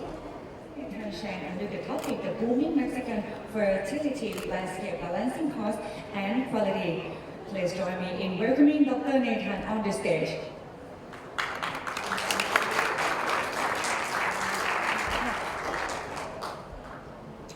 Okay, so as Five Senses Media, we run events in the fertility industry all over the world. Australia, Berlin, Cologne, Paris, Brussels. We've always been interested in bringing our events to South and Southeast Asia, and we saw Bangkok as the gateway to the entire region, as well as having a really interesting and thriving fertility industry here. So we always knew Bangkok was the best place for us to come, and we've basically launched an event that is unlike any event ever taken place anywhere in the world. We are not focused on the science of fertility, but in the business of fertility, whilst keeping patients and patient care at the centre of our event. We try to help businesses understand how do they scale to get to the next level, how do they bring international patients to Bangkok or to India or to China or wherever they're based, and maintain their clinical standards so that they can help patients from all over the world to realise their dream of starting a family. Okay? Why was Thailand chosen as the fourth country for this event? As I said, Thailand has a really thriving and competitive fertility market. Lots of great fertility clinics here. It's a very viable location for international patients to visit as part of health tourism. But also we view Bangkok as the gateway to South and Southeast Asia for a lot of our European and American partners that wanted to meet people from not just Bangkok but from China, from India, from Singapore, and Bangkok is a really, really great place for international conferences. ที่มันค่อนข้างที่จะประกอบให้ดูข้อมูลคือเจ้าฝุ่นอาจจะตอบไปแบบนั้นแต่ตอนนี้ต้องมันรอบต่อปีของเราเนี่ยเกินก่อนโควิดไปแล้วก็คือต้องมีพื้นที่ที่มันค่อนข้างจะแรงแล้วก็ด้วยภูมิภาคเราคือเหมือนจุดโลเคชั่นของประเทศไทยก็เป็น Yes, exactly. Taipei is quite like lots of life typically, but if you go out into very rural areas, because I want to learn more about your practice and why you guys are here and how we can work together.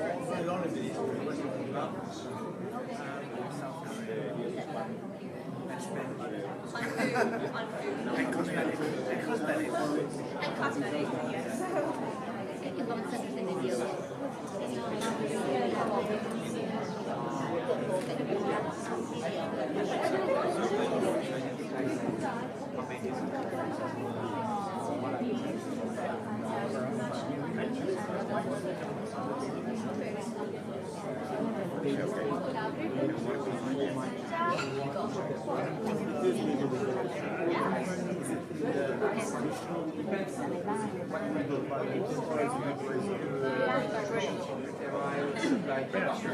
This is where you process the surgical instrument. Then I will appoint another distributor. You girls will work harder. A lot of people, this is the biggest thing they ever do, and they but then of course there was a question sitting here.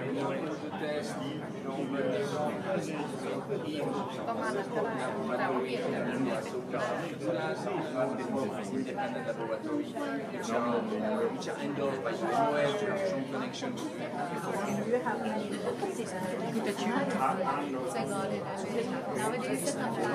Okay, everything is so easy to start. Yeah. But once we are involved in it,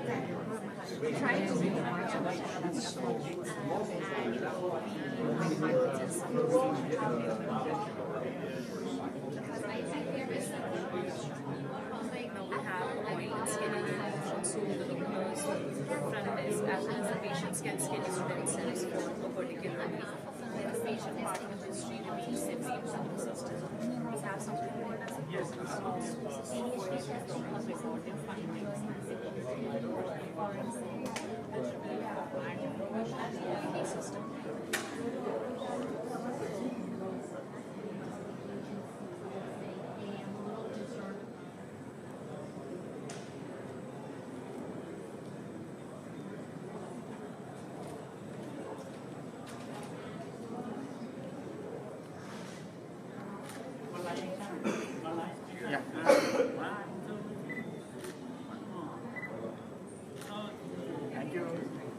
Yeah, sure. Thank you.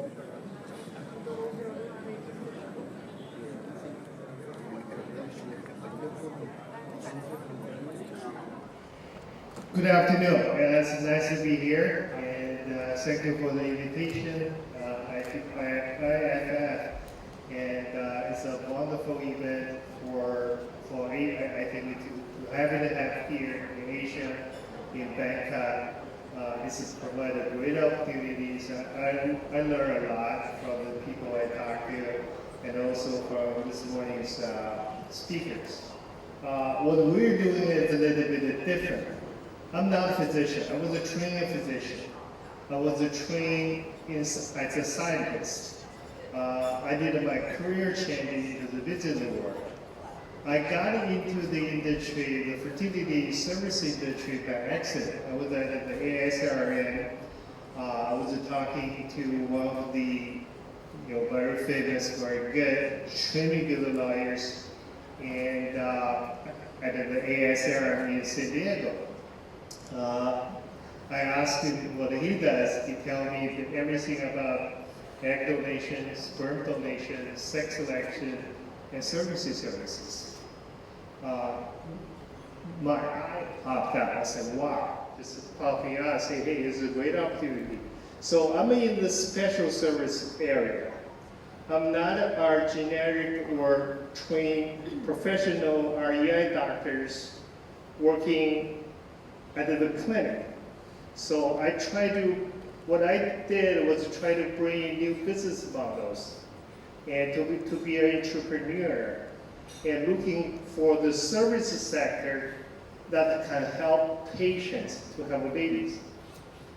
And if you are patients, IVF patients, infertile patients, single women and single men, to go through what we learn today or physician does every day, IVF. Everything is standardized. But the issue is how many IVF you have to do, how many donor you have to recruit, how many retrieval you have to go through, how many transfer, how many circuit you have to go through before you can get a live birth baby. So that's why I walk into the industry as a trained physician, as a scientist. I want to build a service industry. I was a Chinese by origin, so I had, looking at my background, I got 1.4 billion people as a potential market. And China has a unique opportunity for me 15 years ago, is there are a lot of rich people. They're rich, but they don't have a big family. Because the Chinese family, the one kid's policy, all the family only has one kid. They have a good, big wealth, but a lot of them do not have a big family to carry the torch. So surrogacy was a strong demand. So I'm the guy, very affordable. 15 years ago, it's the Chinese market bringing into the industry. But now, it's the global market. It's the global LGBTQ market. So that's a new driver for the whole fertility industry. US, you're looking at 7% of the whole US population are LGBTQ. If you look at the US population, among the people younger than 50, 15 people are LGBTQ. So that's the new demographic. If you look at it, it's pretty much the same picture we're looking at. You look at Japan, you look at Taiwan. I don't know about the Thailand. You're looking at 3 to 5%, average of 5% of the younger kids population are LGBTQ minimum. And that percentage is going up constantly every year. For the young kids, they're in their puberties. They will ask them questions we never asked ourselves before. They will ask themselves, am I a man or a woman? Do I like a man? Do I like a woman? Or do I like a both? They may have to educate them to be sure what's about their sexual orientation, sexuality. So that's I think for that, the reason I talk about 7% of US LGBTQ community, 90% of them cannot afford US third-party services. So you have to, there is a strong market demand for affordable third-party services, IVF solutions. So that's why I've been looking into Mexico for last 6 years.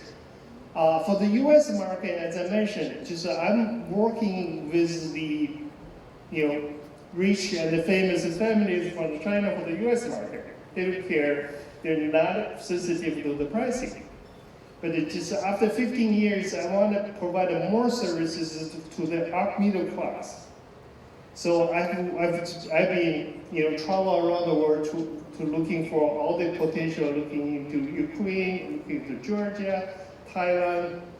I traveled to Bangkok, I traveled to Tokyo, I traveled to Indonesia. Indonesia is another market, very interesting, and 3 billion people, they only do 20,000 to 40,000 cycles a year. So that was like 25 years ago, Chinese market, you look at it. Mexico is the same situation. 2 years ago, Mexico only has 40,000 cycles a year. So it's a new emerging market. The unique point about the Mexico is everything's illegal. Surrogacy is illegal. Embryo donation is illegal. Egg donor, sperm donor, created embryo, donated embryos is illegal. Surrogacy is illegal. Single parents is illegal. LGBTQ is illegal. Married couple is illegal. Can be certified, and both women or both men can be on the birth certificate. So that's the micro legal structure, unique, very unique. Pretty much the only country outside the US. You can do legal services, third-party services to everyone. So that's the uniqueness are the driver for me to looking into the Mexico market. So what we did is we bought into our IVF center 2 years ago, and then we bring in the whole US clinical system and the lab system. We built an egg bank, we built a sperm bank, and we're in the process of either buying into our US surrogacy program, bring them to the Mexico, or we want to build one.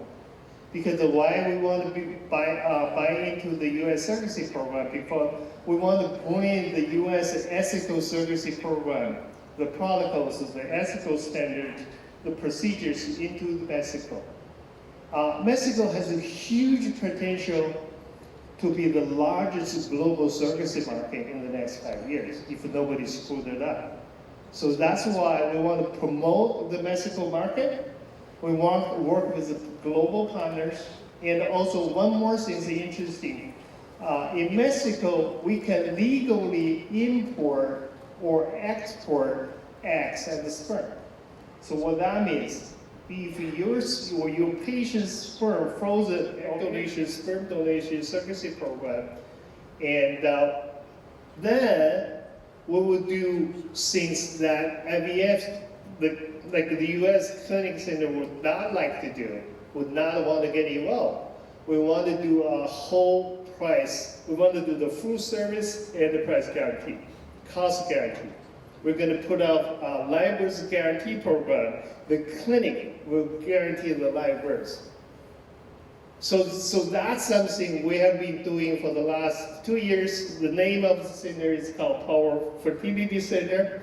We bought into it 2 years ago. We spent the whole year rebuilding the medical team.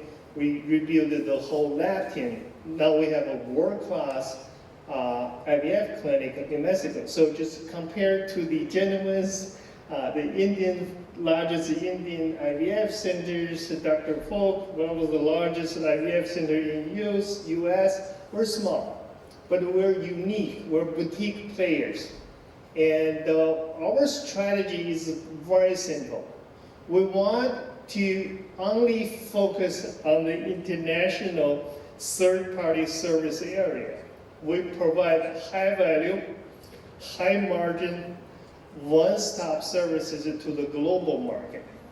Do we need a local market? Yes. We will give the local market as our support base to cover our rent, payrolls, all the basic coverage. But then we look at the margin, the growth, will be came from the international market. The surrogacy program, the egg donation program, the sperm donor program will give into the surrogacy program. So that could be the other reasons why the U.S. surrogacy program, U.S. third-party cost is keep going up, because nobody want to do it. There is a scarcity value, there is shortage of the surrogate on the market, and when I started the program 15 years ago, there are only about 50 surrogacy agencies in the U.S. Now you look at it, all over the place. There are a minimum of 1,000 surrogate agencies in the U.S. What people are doing, people are competing us to recruit surrogate. How does the new agencies compete for the surrogate? They jack up the price. So that's why the new U.S. market is becoming so competitive. That's where we come in. And so that's the reason we go to Mexico. Anything we do has to be the legal.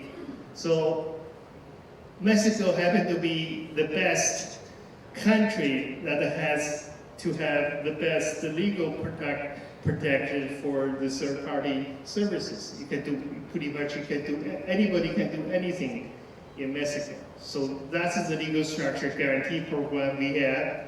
And we have sperm bank, we're building a sperm bank. We're building an egg bank. US has a huge sperm bank, but the issue is, since we still deal with the Chinese customer, the new trend is 50% of the patients that we're working on in the US are younger women, are 35 years and younger women, single women. What they're looking for? They're looking for Caucasian sperm donors, go through surrogacy. For the Asians, for the Chinese patients that I have, surrogacy is become a lifestyle choice. It's a lifestyle. It's just, if you talk to some people, they may not like the lifestyle choice for surrogacy, but that's the reality. Younger women in Asia, in China, surrogacy is one, especially for single women, and surrogacy is one of the choices for them. And they can afford it. And then they compare, is it worth it for me, the opportunity cost, the use, and the burden, 9 months burden, recover 12 months easily, the burden is worth it. for the women to go through the journey themselves. City is a pretty safe city. Mexico City has 22 million populations. I was a joke about it. While I walk in the street, I saw the bus station. People lined up for the buses. I saw potential surrogate. I go to the bars, see beautiful ladies. I saw potential donors. And so that's the market Mexican offer. And it's pretty safe, and the cost is the key. Egg donor, I can easily get an egg donor in Mexico, a Caucasian egg donor in Mexico for $2,000 compensation. In US, you look at a minimum $30,000 cost. So there are dramatic cost savings, economical reasons for people to go to Mexico. And also in Mexico, for me, I'm looking at the major market of the North American market, the US market, the Canadian market, and also the European market, because it's just easier for them to travel to Mexico, either shipping the sperm. We have a guarantee program, and one of the agencies we work with in Canada, they routinely shipping sperm to us. We do blasts guarantee, and we guarantee 4 blasts. So those kind of like a global program we have been building up for the last 12 months. This is the physician team, and our physician team lead by Dr. Gaydon. Dr. Gaydon was the first doctor trained by EV Europe. He set up the first IVF center outside of state. He was the first medical doctor of EV Mexico. And he spent 7 years, built EV Mexico into the largest and the highest success rate, deliver high success rate IVF centers in Latin America. He became independent, and for the last 15 years, he has been running his own clinic and focused on egg donations, sperm donation services. That's all he does. He sold his clinic. Now he's running our program, from Mexico City. So I've got 5 physicians, and so what we're gonna do is a little bit different from the U.S. model. We're gonna do one-stop shop. And it's more just, I learned that by visiting the Georgia clinic and also the Ukraine clinic. So the clinic will not only do IVF, the clinic will do IVF, will follow the surrogate, will go through the pregnancy monitor, and will also do the delivery. So it's a one-stop shop. That's the other reasons that we can do, a package credit for the guaranteed live births. Yeah, this is the background of Dr. Jose Gaydon, and he has been a great, he's a man, so that's the other thing for me is, I'm very lucky to have Dr. Gaydon as my partner, local partner there, and I don't speak Spanish. I needed somebody I can trust, and also has local connections, good connections, and to be a partner. So he's the guy, he knows that industry inside out, and he was the best people for me to find. And I'm lucky enough to have him to run our medical program. And that's the other things. And go back to my weakness. I'm a Chinese, I've been living in the US for 30 years, and I knew nothing about, and I don't speak Spanish. So how do I walk into a country without knowing anybody, without speaking the language, and just feel the opportunity and walk into it? So my motto is, I did a list twisting of routine generic IVF center. Generic IVF centers all built and run by physicians. It's very easy because the patient is looking for physicians.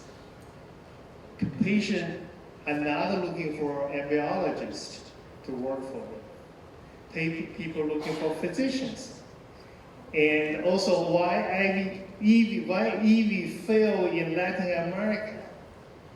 Because the EV cannot provide additional values. All the EV patients will end up be loyal to their physicians.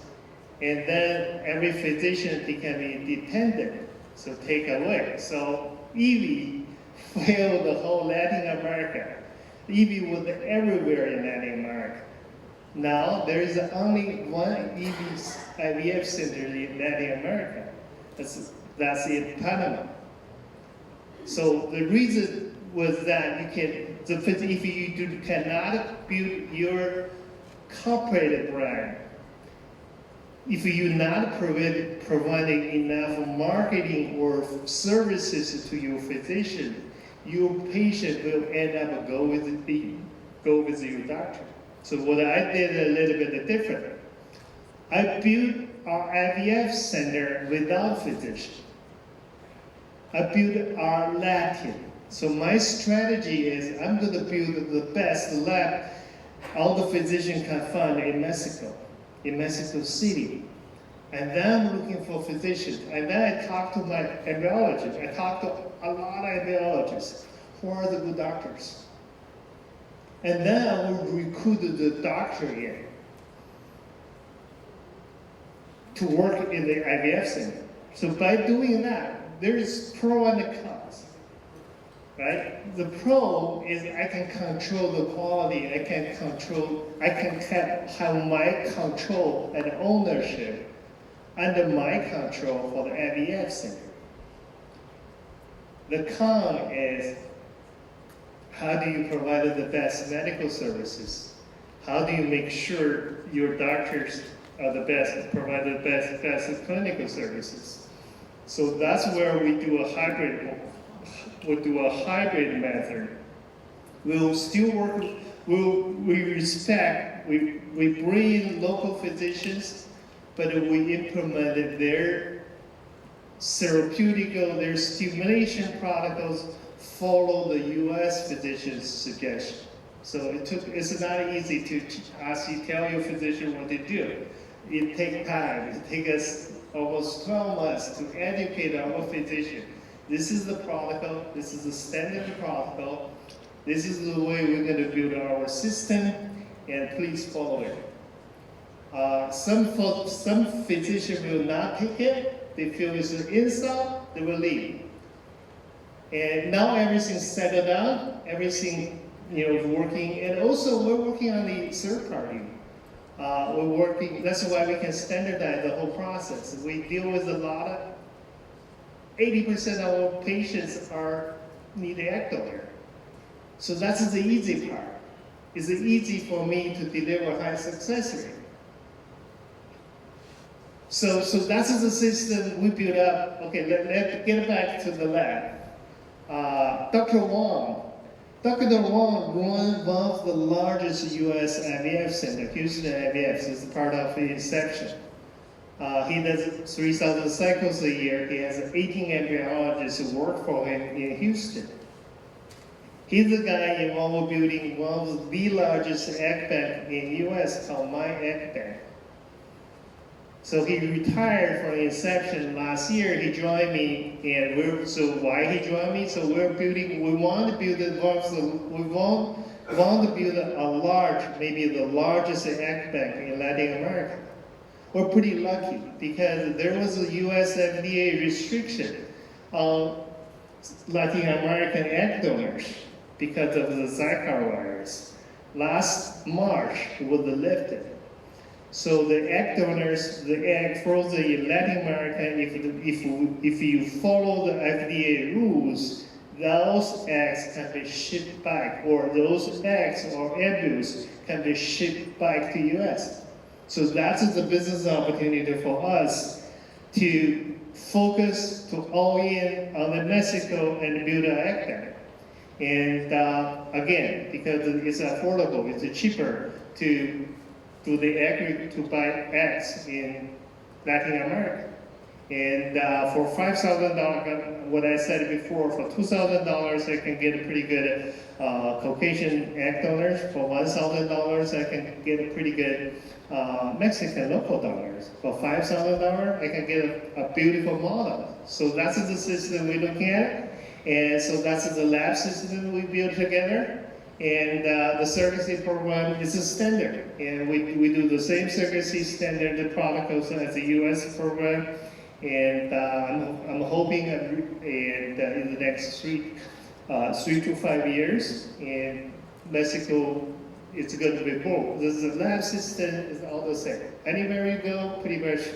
And we went through this morning for $500,000. You can get the full lab system as a world class. It's not about the fixtures, the devices, the instruments. It's not about peddlers.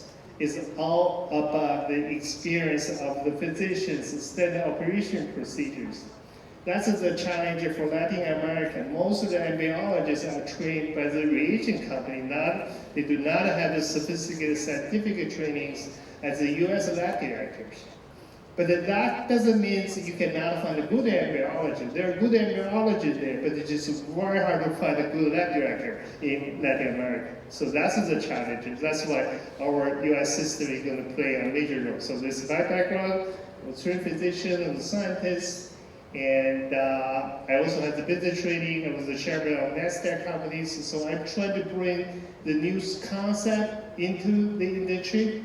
Service-driven, and they're more patient-oriented, and there's just a huge market opportunity for LGBTQ society, and also in Asia, we're here in Asia, I think it's the lifestyle choices of surrogacy egg donation. Single women became stronger.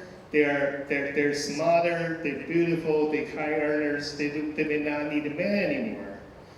They may not need a husband anymore. They need a man. They may not need a husband anymore. There are new lifestyle changes.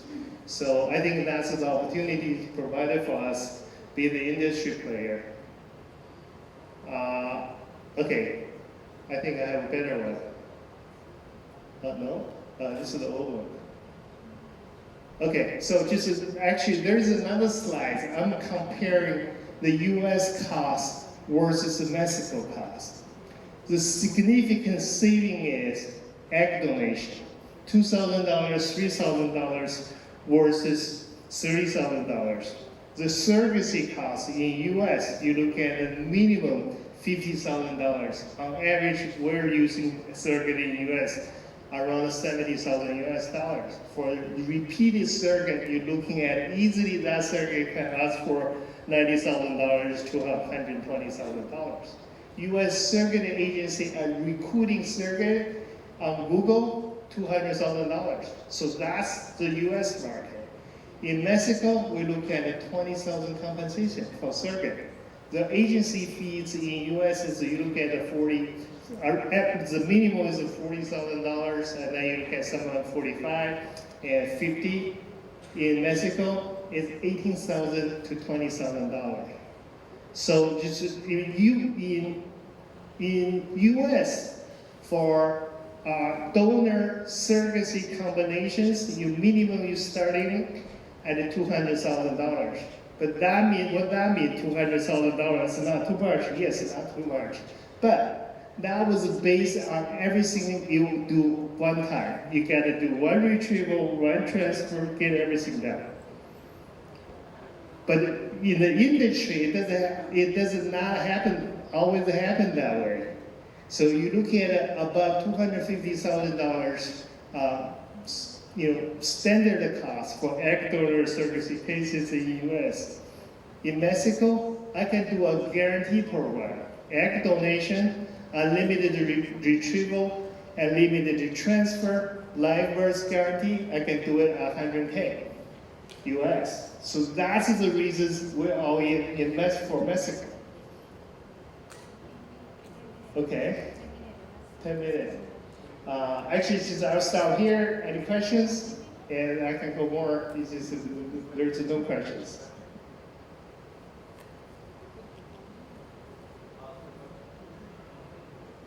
Do I go to a mic? biggest challenge of going to another country like Mexico to set up a new business in IVF or third party? I think the beginning is harder. 15 years ago, when I started getting into trade, it's harder. Going to Mexico, going to a new country, I was thinking of to go into another country, a lot of countries before I make decision to go to Mexico. That's why I tour around the country, which we can potentially do services. And language is a challenge, and cultural friendship, government policies are the challenges. But the main things I think the bottom line is, if you do not know enough about a specific country, you should follow the law. I think that will solve the issues, solve a lot of issues. You have to do everything follow the local laws. I guess to me, because you run into the issue, you try to cutting corners and saving costs. So you can't be cheap, and you can't be cheat. You can't cheat. And if you wanted to go into the country, because the confidence I came from is, I have patience. I know how to do marketing. I know how to target the patients. I know how to, I have a team, I have 30 people, I have the largest team in China on the consumer services. We know how hard it is to build a B2C platform, to build a word of mouth. But that took us 15 years to get here today. And Mexico only take us 2 years, so it's not that bad. Thank you very much. Sure.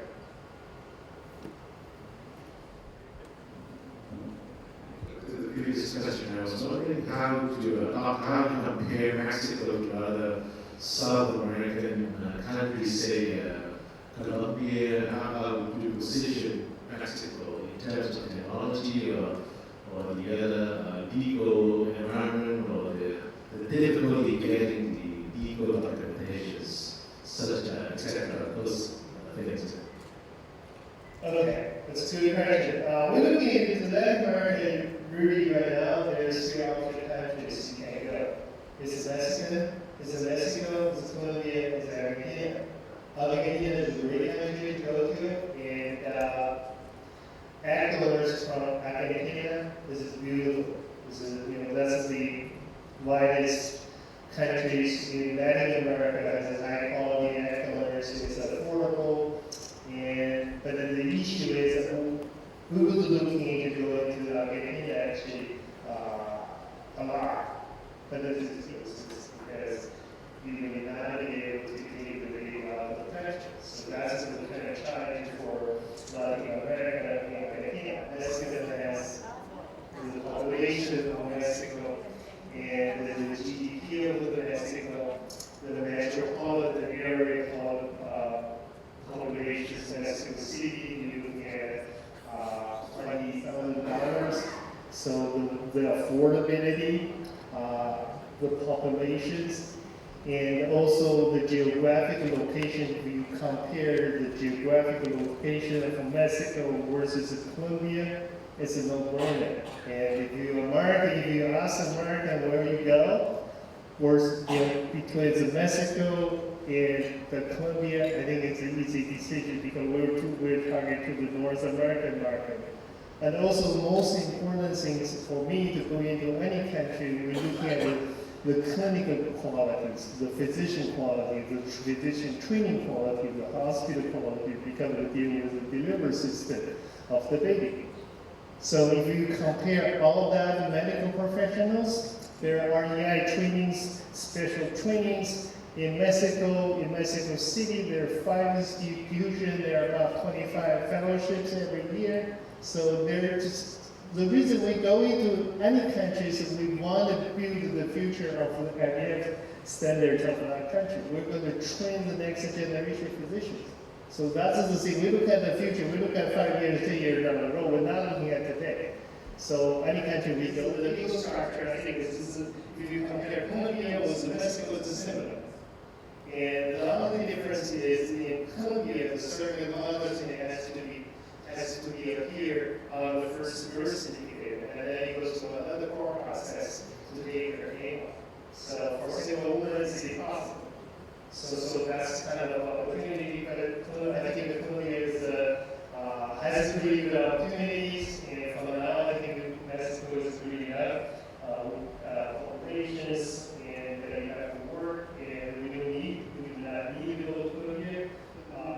Patients with different affordabilities, looking at it, have different decision-making process, where they go. So we have been in the business for 15 years. I think our philosophy is you do not chasing every patient of different affordability issues. You set up your targeted demographic, you work on it. It's all about how many babies you deliver, and for that specific demographic, you earn it, and you keep growing. I also have another philosophy is if I serve poor people, they're gonna bring more poor patients down the road. I would rather target to the demographic I'm comfortable with, providing my service to, and want to grow that specific demographic populations or patients. Thank you so much for your professional. Please join me in welcoming Javier Harrell Zapata on the stage. It is my first time in Bangkok and in Thailand. Also my first time talking about leadership in an international conference like this. And also the first time I will do this for 45 minutes. So I will try to do this very smooth, very simple. I know this is the last lecture before the drinks, but I will try to be also quite fast as much as possible. I want to talk about something which is quite important, which is leadership, and especially in the healthcare sector. And I think that for some reason, I will try to explain this also to the conference, why it is so important and why we are somehow lagging behind also in this leadership approach. Before I go with the slides, I would like to thank IFF for the invitation to be here today with all of you. It's my pleasure, really.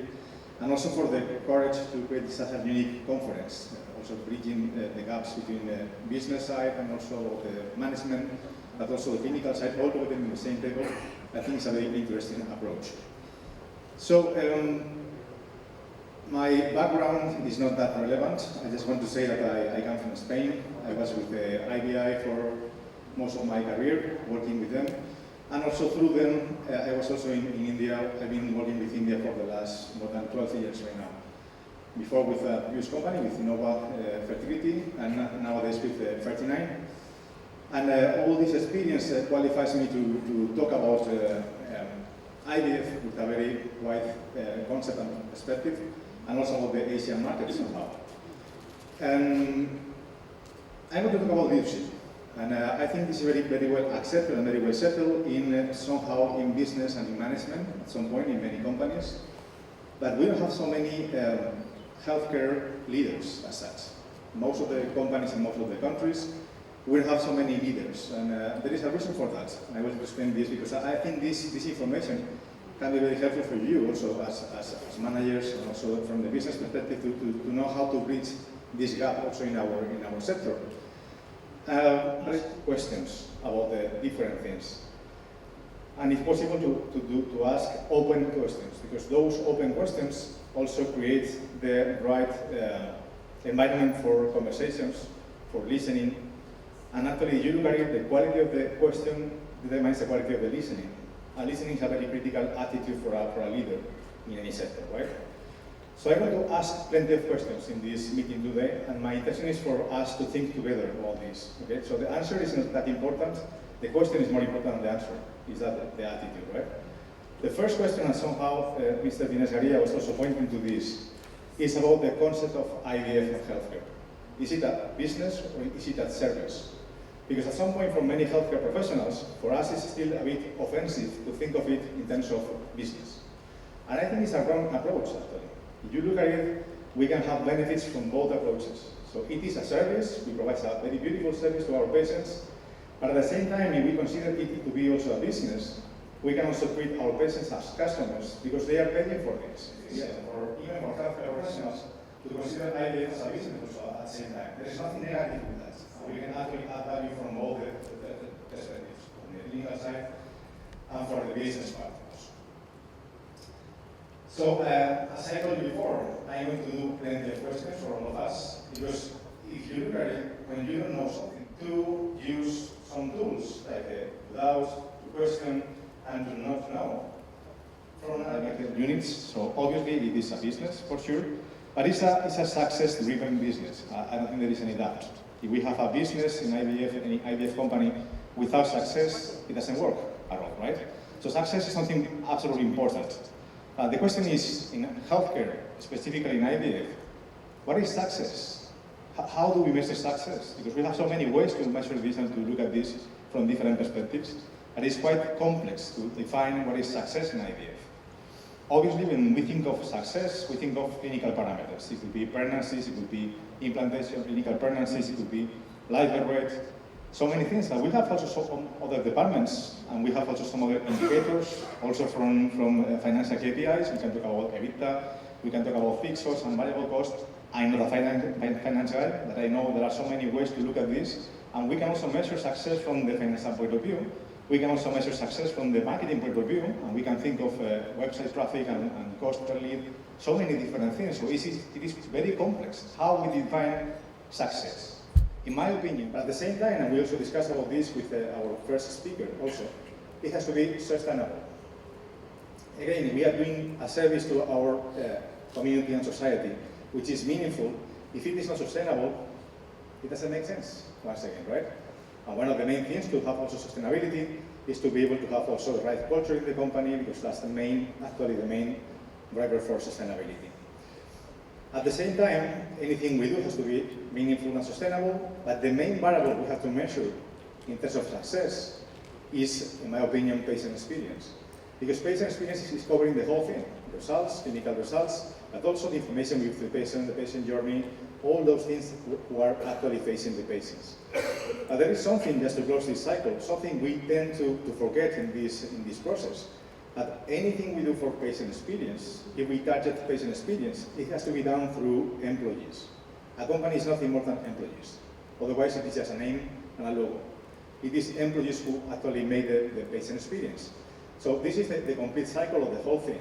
And anything we do at this level for employee experience will actually impact directly in patient experience. Motivation, proactivity, commitment, all those things are actually really important for us. And that's the role also of leadership. Leadership is impacting at this level for employee experience. No one still forget about this. They study patient experience, they do some things about some tools and some marketing. Forgetting that the main thing is with employees, and we'll see how to do this also through leadership in this presentation. First question, open questions. What do leaders do?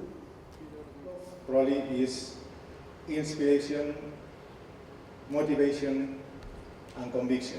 Probably these are one of the main roles of a leader. They are able to convince people, they are able to inspire people, and they are able to motivate people, right? But my next question will be, okay, that's very nice, but what we do, helping couples to have babies, is so beautiful, it is so meaningful, right? Do we need leaders then in our field? Our purpose, what we do, is motivating, it's inspiring, and it's convincing, right? So the first question would be, do we really need leaders at all in our industry, in IVF? Because if you think of somebody who is passionately doing something, let's think of an artist, somebody who is painting right now. Do you think this guy right now needs a leader to paint? I don't think so. He's passionately doing something, right? If we are so passionate about what we do, and we are very passionate, why do we need leaders at all in our sector? I give you one reason for that. Because why? Right? We have to work together, we are sharing space and time. Sometimes it's better for spaces, and we need to work together. And we are spending so many hours working together. At the same time, we are very specialized, we are supposed to also perform at a very high level, and we have so many different sources of pressure. We have pressure of expectations from couples, from the company, from our needs. We have pressure of failure, not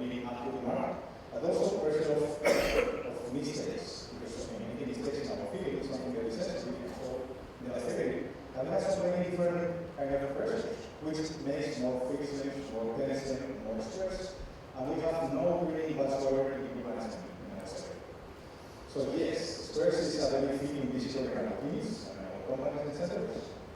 But at the same time, if you look at it, stress is not bad as such. So there are some levels of stress which are actually healthy for us and help us to be also more attentive and more concentrated. So stress is not bad as such, it's even an optimal performance area in which the level of pressure and the level of performance is actually optimal. But at the same time, it is quite interesting that very low pressure and very high pressure are risk. Because our performance is very low and we can make more mistakes. Either because you are worn out, because you are bored out, because you are actually distracted, that you are overloaded, you can make more mistakes. So this is also the role of a leader. A leader has to be able to detect bad areas. And the issue with this optimal performance area is that it's very unstable. There are many stressors, many factors that will also alter this optimal performance area. Like for example, overload, and even the situation of overload in the week or in the year. Changes in staff, because we have so many. Why do we have so many clinical teams? It could be doctors, it could be nurses, it could be embryologists, who are actually burnt out. And it's happening everywhere. I talk to people in the SRE, ASRM, and whenever you go, people are really stressed out, and we have so many burnt out teams. Why is happening this? In my opinion, again, it's an opinion. The key point here is to think together about that, because it will be different answers from different teams, and we have to invest time on thinking of this. In my opinion, the main reason for these burnt out teams is because this balance between the benefit and cost is very difficult to achieve, and even more difficult to maintain, right? So we are a business, there is no doubt. We need to have profits. If there is no profits, there is no business. If there is no business, there is no service. So we are a business, there is no doubt. But at the same time, when a company just focuses on benefits and compromise quality and cost, there is an imbalance in this equation, right? And when this happens, the mission, vision, and values start having some cracks. And there is a disconnection between the vision and the values in the company. The real values, I mean the values who are displayed in our teams, right? Because if you look at it, and this is important, I hope it is not offensive, the vision and mission of all IVF companies is more or less the same. It is painful, but it's true. We all do the same thing, and we all aim basically the same thing. What makes a difference in the companies is the values. And that's something important. We have to work on the values, and we have to align those values with the mission and the vision of the company.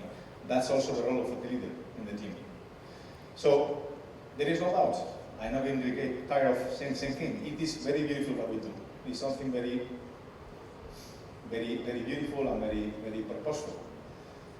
But let's be honest. In our teams, when I say teams, I mean management or clinical teams. How many of them have any contact with patients or with babies? Very few. Even embryologists, and also embryologists, have very limited contact with patients and babies. It would be great if all people in the company could have access to these beautiful babies, patients coming with babies and pictures and those things, but this is not real. The percentage is very minimal, actually. So for most of the employees in the company, this idea of the baby is an ideal, something which is there, but reality is very different. Reality is very stressful, they have to do so many things, and there is a disconnection between those mission and values in the company. So that's, again, the role of the leader, to bridge the gap between the mission of the company and the values. And this is something very critical, and we don't spend enough time in our companies to align these two things, in my opinion.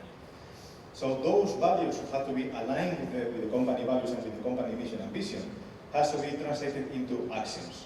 That's very important, because it's actually those actions who shapes the company culture. So the company culture is not shaped by the mission of the company, which is the same in all companies, more or less, right? You go to the website of any company, any part of the world, IVF company, and you see more or less the same mission and the same vision. It's the action through the values of the company which really shape the company culture. So again, we have to do something about this. Because once again, even if we have a very, very motivated leader, very motivated manager in our team, with this beautiful purpose of helping couples to have babies and those things, if they don't do something actively in the team to be aligned with those values, with time, toxicity will be even overshadowing our purpose and our system. That's what's happening in most of the teams who are actually burnt out. There is a huge disconnection from what they do and the mission of the company. And this has to be work for leaders, it's very important. So it's like a wake-up call. Don't take the mission of the company for granted. We have to work actively on that. When I work also as a leader in my teams, I work very actively in creating values who are also aligned with the company. So there is no gap actually between the mission and vision of the company and what we do in our team, with our colleagues, with our employees, because otherwise it's very difficult to manage. So that's what we do also with leadership. We try to actually bridge this gap between the values we want to show to our customers, to our patients, transparency, ethics, affordability, all those things we want to show to the couples and to the patients, we have to display also with our employees through policies in the company. Very important point. And I don't think most of our HR departments work actively also on this. It doesn't make sense if you look at it. We help couples to have babies, and we also help them to be families, and we don't have policies about maternity leave and work-life balance in our companies. Doesn't make sense. So we have to work very actively also in this, or transparency with our employees, equality, inclusion, empathy, or even emotional support for our employees. We offer this to patients and not for our employees.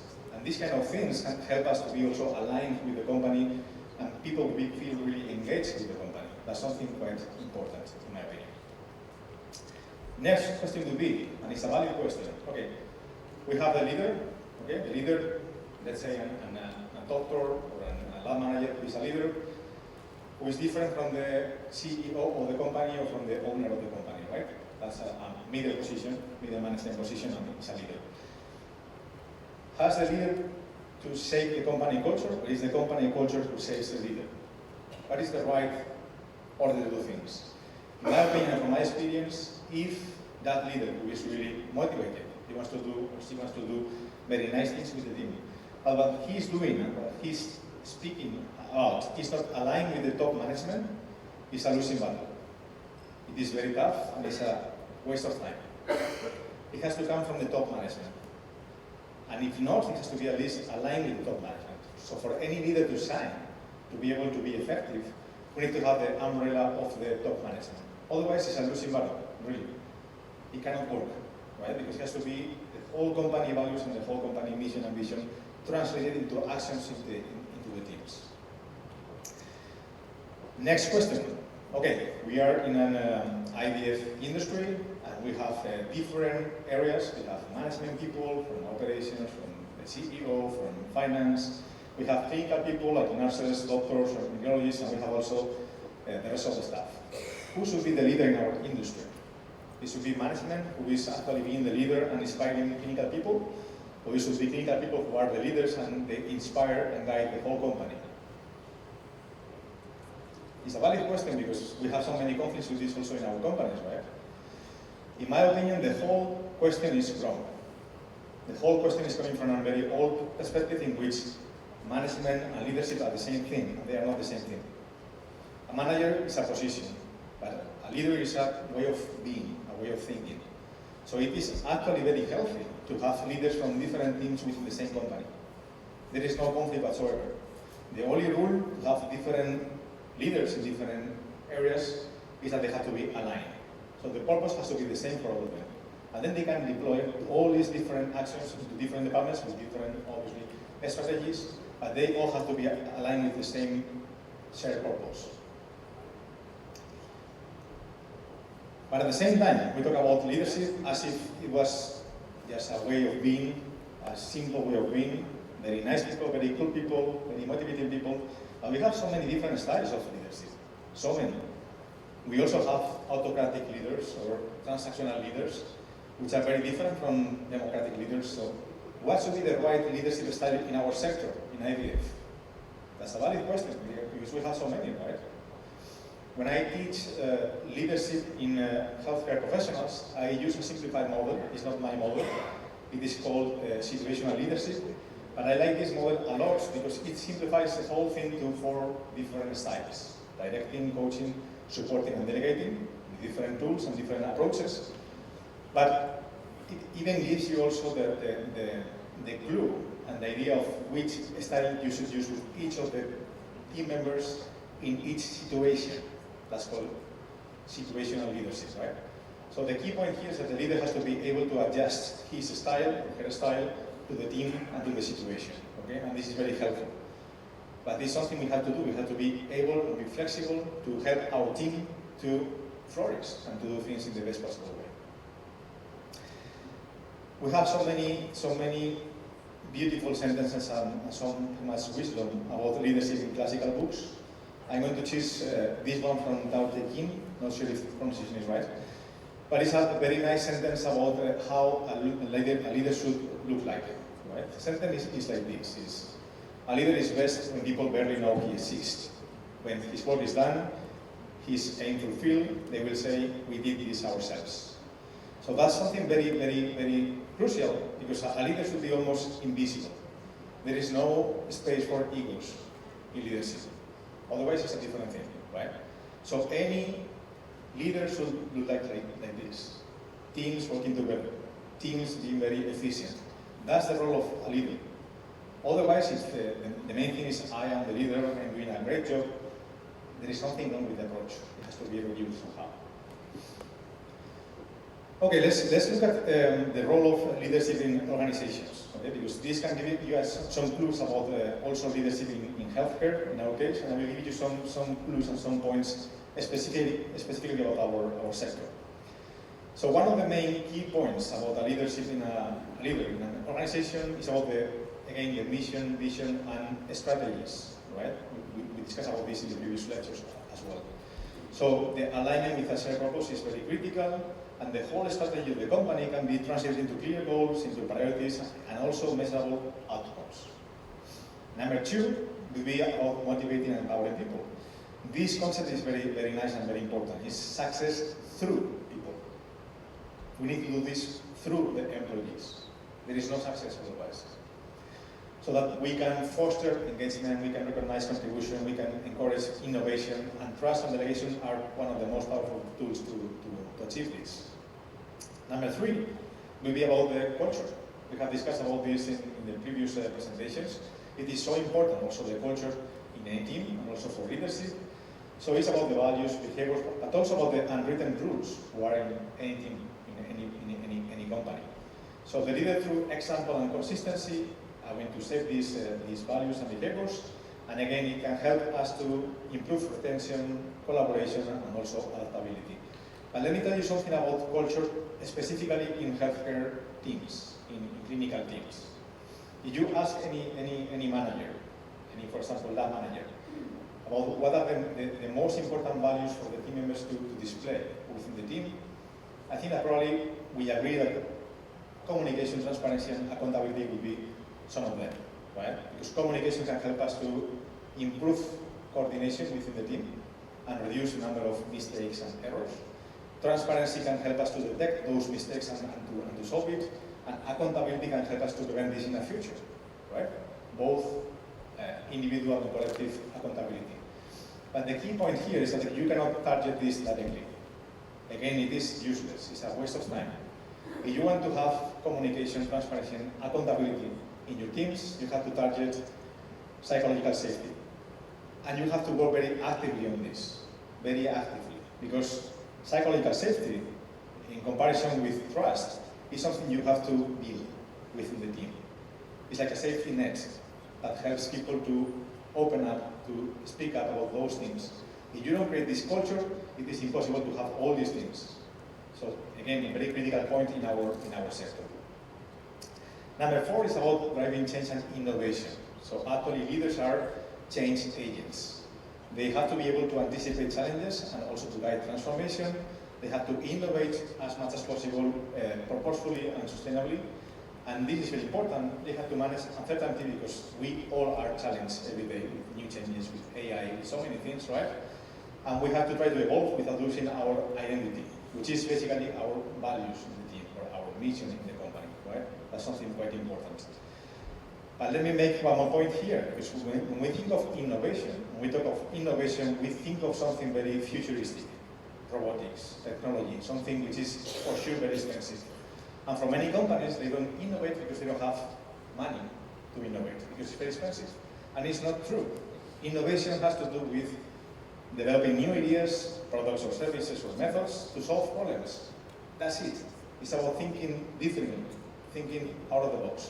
And we can do this in many different areas and departments with zero cost for the company. Let me give you some examples. We can innovate in leave planning. Leave planning is a mess everywhere. It is a mess. It's very difficult to manage with employees, with weekends, with holidays. We can be very innovative with our context and our setup to think how to do this differently, how to manage this in a better way. And again, it doesn't imply any cost, any technology. We can innovate also for our patient experience, the information lead to patients, the patient journey, so many different things also with proactivity. The onboarding experience for the employees, again, is something that we don't do very well in our companies also. And we can also innovate with zero cost for the company, or even with the way we mentor people and we train people within our system. We can be very innovative by thinking differently and trying to do different things. Number 5 will be decision-making and accountability, which is again very critical. So a leader should be making decisions who are timely, evidence-based, and ethical. At the same time, transparency and trust are the main tools for creating this accountability in our systems. And through shared decision-making with the team, they can also promote ownership and involvement. The last two, number 6, has to do with building relationships and collaboration. I don't have to say much about this. It's very important, obviously, in our field also, because we can create partnerships and stakeholder trust. But also, this second point is very important for us, because we are trying to bridge this gap between business and management and the clinical side. The synergy across departments is very important, and that's one of the critical roles of a leader, to be able to create synergy between clinical part and the marketing guys, between clinical part and operations, and we have so many conflicts between different departments, right? So again, a leader can also help to make this smoother.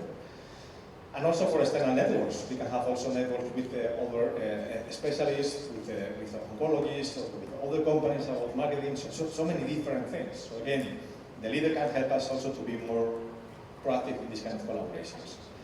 Number 7, which is the last, is something that we normally don't plan very well, don't think very well as a role of a leader, but it is also very critical for a leader, which is developing also future leaders.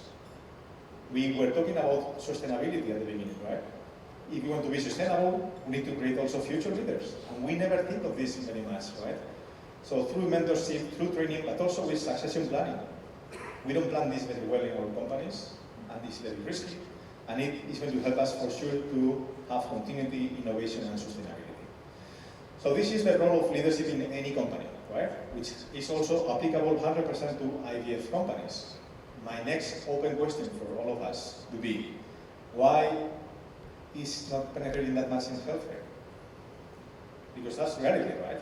We have good managers, we have good experts, and we have so many good leaders in the clinical side or in the healthcare sector. Why? I will give you 3 points from my experience that could also help and have some clue about this, why this is happening. The first, we already talked about this. The first point is because actually we are still reluctant to consider healthcare as a business. And because of that, we are also somehow excluding so many tools who are accepted in business, like leadership, because we don't think we need that. I mean, we know how to do things, we have the knowledge, we are doctors, we are neurologists, we don't need anything else, and we somehow don't take those tools who are actually very effective. Number 2 is because in our sector, again, there is an excessive worship of knowledge, which is very critical for our protocols, our service, absolutely. But it's not that useful for leadership. Leadership is about being open. When you think you know something, you don't listen that much, right? The best person with the best knowledge may not be the best leader. That's again painful at some point. But leadership skills are very different from knowledge. And the last point is that we have also a culture, which is understandable, of zero tolerance to errors, because it's something very critical. But that also creates a culture of blame within the teams. And when that happens, it's very difficult to also to penetrate leadership in those teams. So we have to do something, again, very actively to change this kind of paradigm within our teams. Because leadership is different from management and different from knowledge in our healthcare sector. Next point will be, how do we introduce leadership in the healthcare sector? What are the different approaches and the different ways to introduce leadership? In my opinion, we have 3 main ways to introduce leadership in our sector. One would be, which is the most common one actually, with some external consulting, mentoring, or targeted activities. So we invite somebody who is an expert on leadership and give us some classes, online classes or physically. And we learn so many things, and it's very nice, and this is normally very easy to do and quite cheaper. So that's the most common approach we have in our sector. Second would be hiring someone who has the right skills from the market, the right leader, with the right knowledge and also with the leadership skills. And we hire this person from our company. And number three would be with training, right? And this training can be done by somebody from outside or from somebody from within the team or from somebody with clinical background and clinical knowledge. In my opinion, from my experience, this last option, training with clinical people, is the best approach by far. Why? Because we are still very close-minded in our community, in the IVF sector, and the IVF professionals, because hiring someone from the market is going to be a challenge and going to be quite expensive, and because at the same time, these external consulting, mentoring, and activities have what I call the sparkler effect. You know what a sparkler is? That you use in Christmas and initially it's something very exciting, and you say, oh, I learned so many things, this is very nice, I'm going to do, and after a few days you even remember the whole training. That's the normal effect, right? Because we are very busy, and it's very difficult to translate this into actions. So to me, training with clinical people would be the best approach, okay? So let's think of training in leadership, right? Why most of these programs, training programs in leadership, fail? That's my next question, okay? Plenty of questions, I told you at the beginning. So many questions. One of the reasons why these programs fail, and if we agree on this, is quite important because you can find the antidote and you can do the contrary in your company, so it's quite useful, is because theory is not enough. First of all, most of the training programs in leadership are very theoretical, very nice, information, but not very practical. And actually, change is driven by actions, by practice, not by theory. So theory is not enough, first point. Second point is because our community, healthcare professionals, is very close-minded. So we are not very open to anyone from outside to tell us how to do things. And this is also applicable for leadership. So quite difficult to penetrate, and we had to design this very well also. Number three, because of our scientific mind, we have been conditioned and trained to have a scientific mind, which means that for us everything is black or white, yes or no, right or wrong, significant or not significant, right? This is our mind, and it's very important for science, but it's an obstacle for leadership.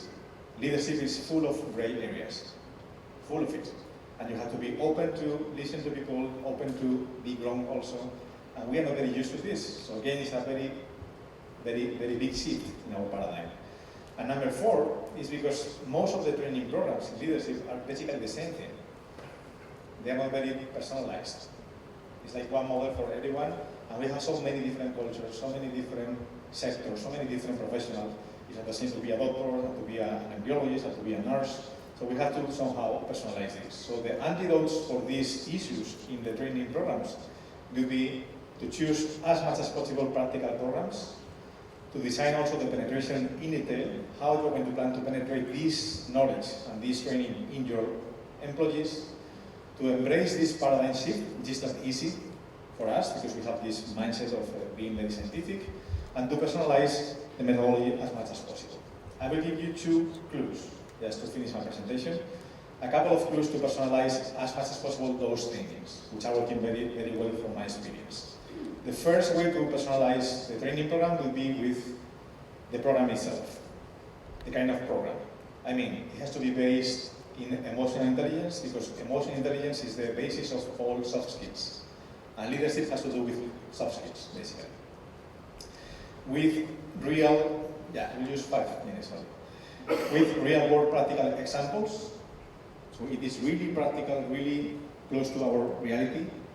And the duration has to be enough for us to try to implement actions and to have follow-up of those actions, right? If it is just a weekend or just a week for this kind of training programs, it's not enough. We need time also to see if it is working or not and to adjust our tools. And the second thing I use also for this personalization, which is working very well, is coaching. I'm also a coach, and with one-on-one coaching sessions, which is a a series of conversations which are non-directive, which is basically focused on self-awareness, and is very goal-oriented and action-oriented.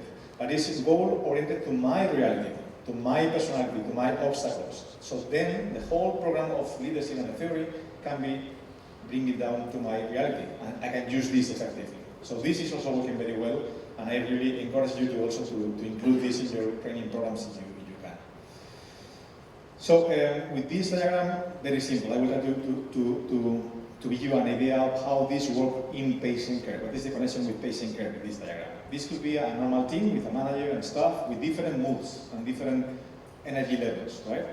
So if the manager doesn't have leadership skills, with time, because of the stress, because of the workload and those things, the battery of those staff is going to be reduced for sure. It will impact also in the manager, and it will impact also in the outcomes and care to the patients. It happens like that, right? The patient experience is determined by the employee experience, there is no doubt. In the model number B, or letter B, we have a leader with leadership skills. So he is investing time in the team to see how to get the best of the team and to be able to do that. If this is happening, the team will be very healthy.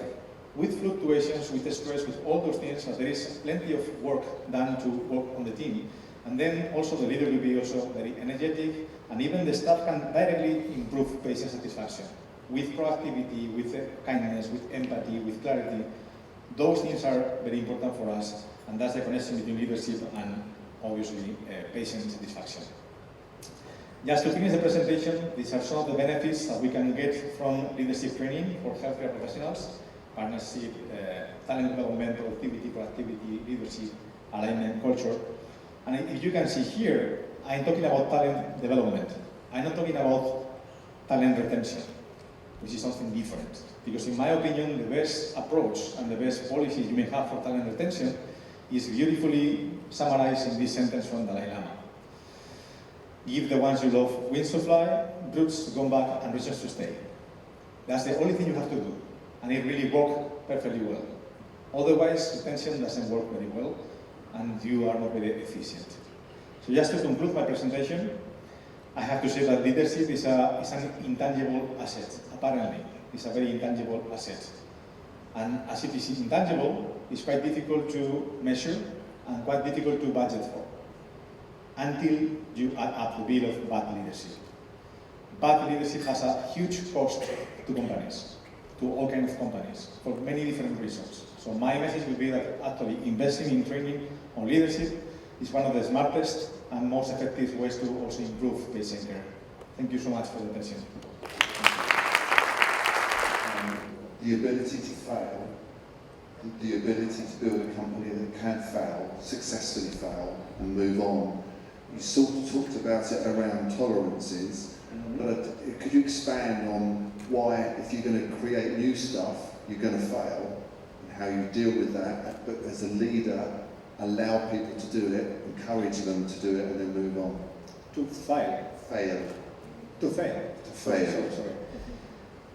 I mean, I think it's a combination of two different things. So in terms of processes and procedures, there is a tolerance to error. Same thing. It's SOPs, and you have to do so many things about audits and everything. I'm talking about leadership. So from a leadership perspective, you can fail. Even as a leader, you can fail. You have to open for that. So that's the main thing. You have to combine both things. And if you are a clinical person, you have to deal with both things. Yeah. Very strict with the procedures and the processes, very open to fail in the attitude, in so many different things, in behaviors. So we have to play with both things, which is not easy at all. Because if people are not failing, it means they're not trying something new. And if they're not trying something new, then you're going to fail eventually. And at the same time, people sometimes fail because of pressure, because of psychological safety. Yeah. So you work very effectively on that also. Yeah. Indirectly, you are also getting them to not to fail. Yeah. My other question is a bit, I don't know what the word is. Culture and success and kindness and all of the attributes that you talked about. In all of our businesses, you will have somebody who's brilliant but horrible. And they can bring a level of culture that you really don't want, but they're very good. and it's very difficult to deal with those people, and you wrestle as a leader, particularly if they're in a high position, of what to do. What would your advice be on that? Because they can have a significant effect raining down on your business in both areas. Being brilliant would be problematical. That's why I told in one of the slides, it has to come from top management. You have to make decisions. You have to use the right profile for that. And if the person with the best experience and the best knowledge is a good leader, you have to make some difficult decisions. Otherwise, it's impossible, because it is totally true. And sometimes it's like that.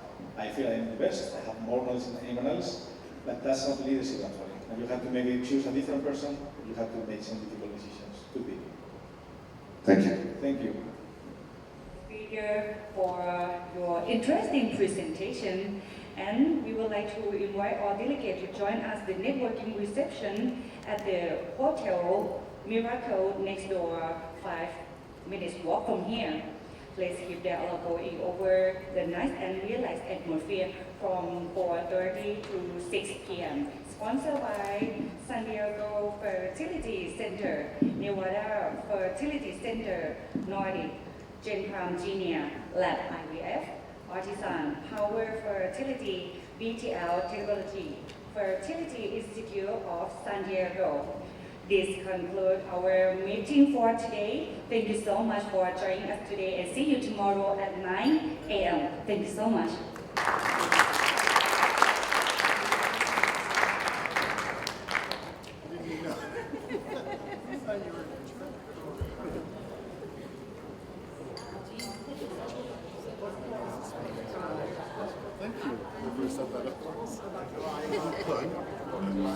you.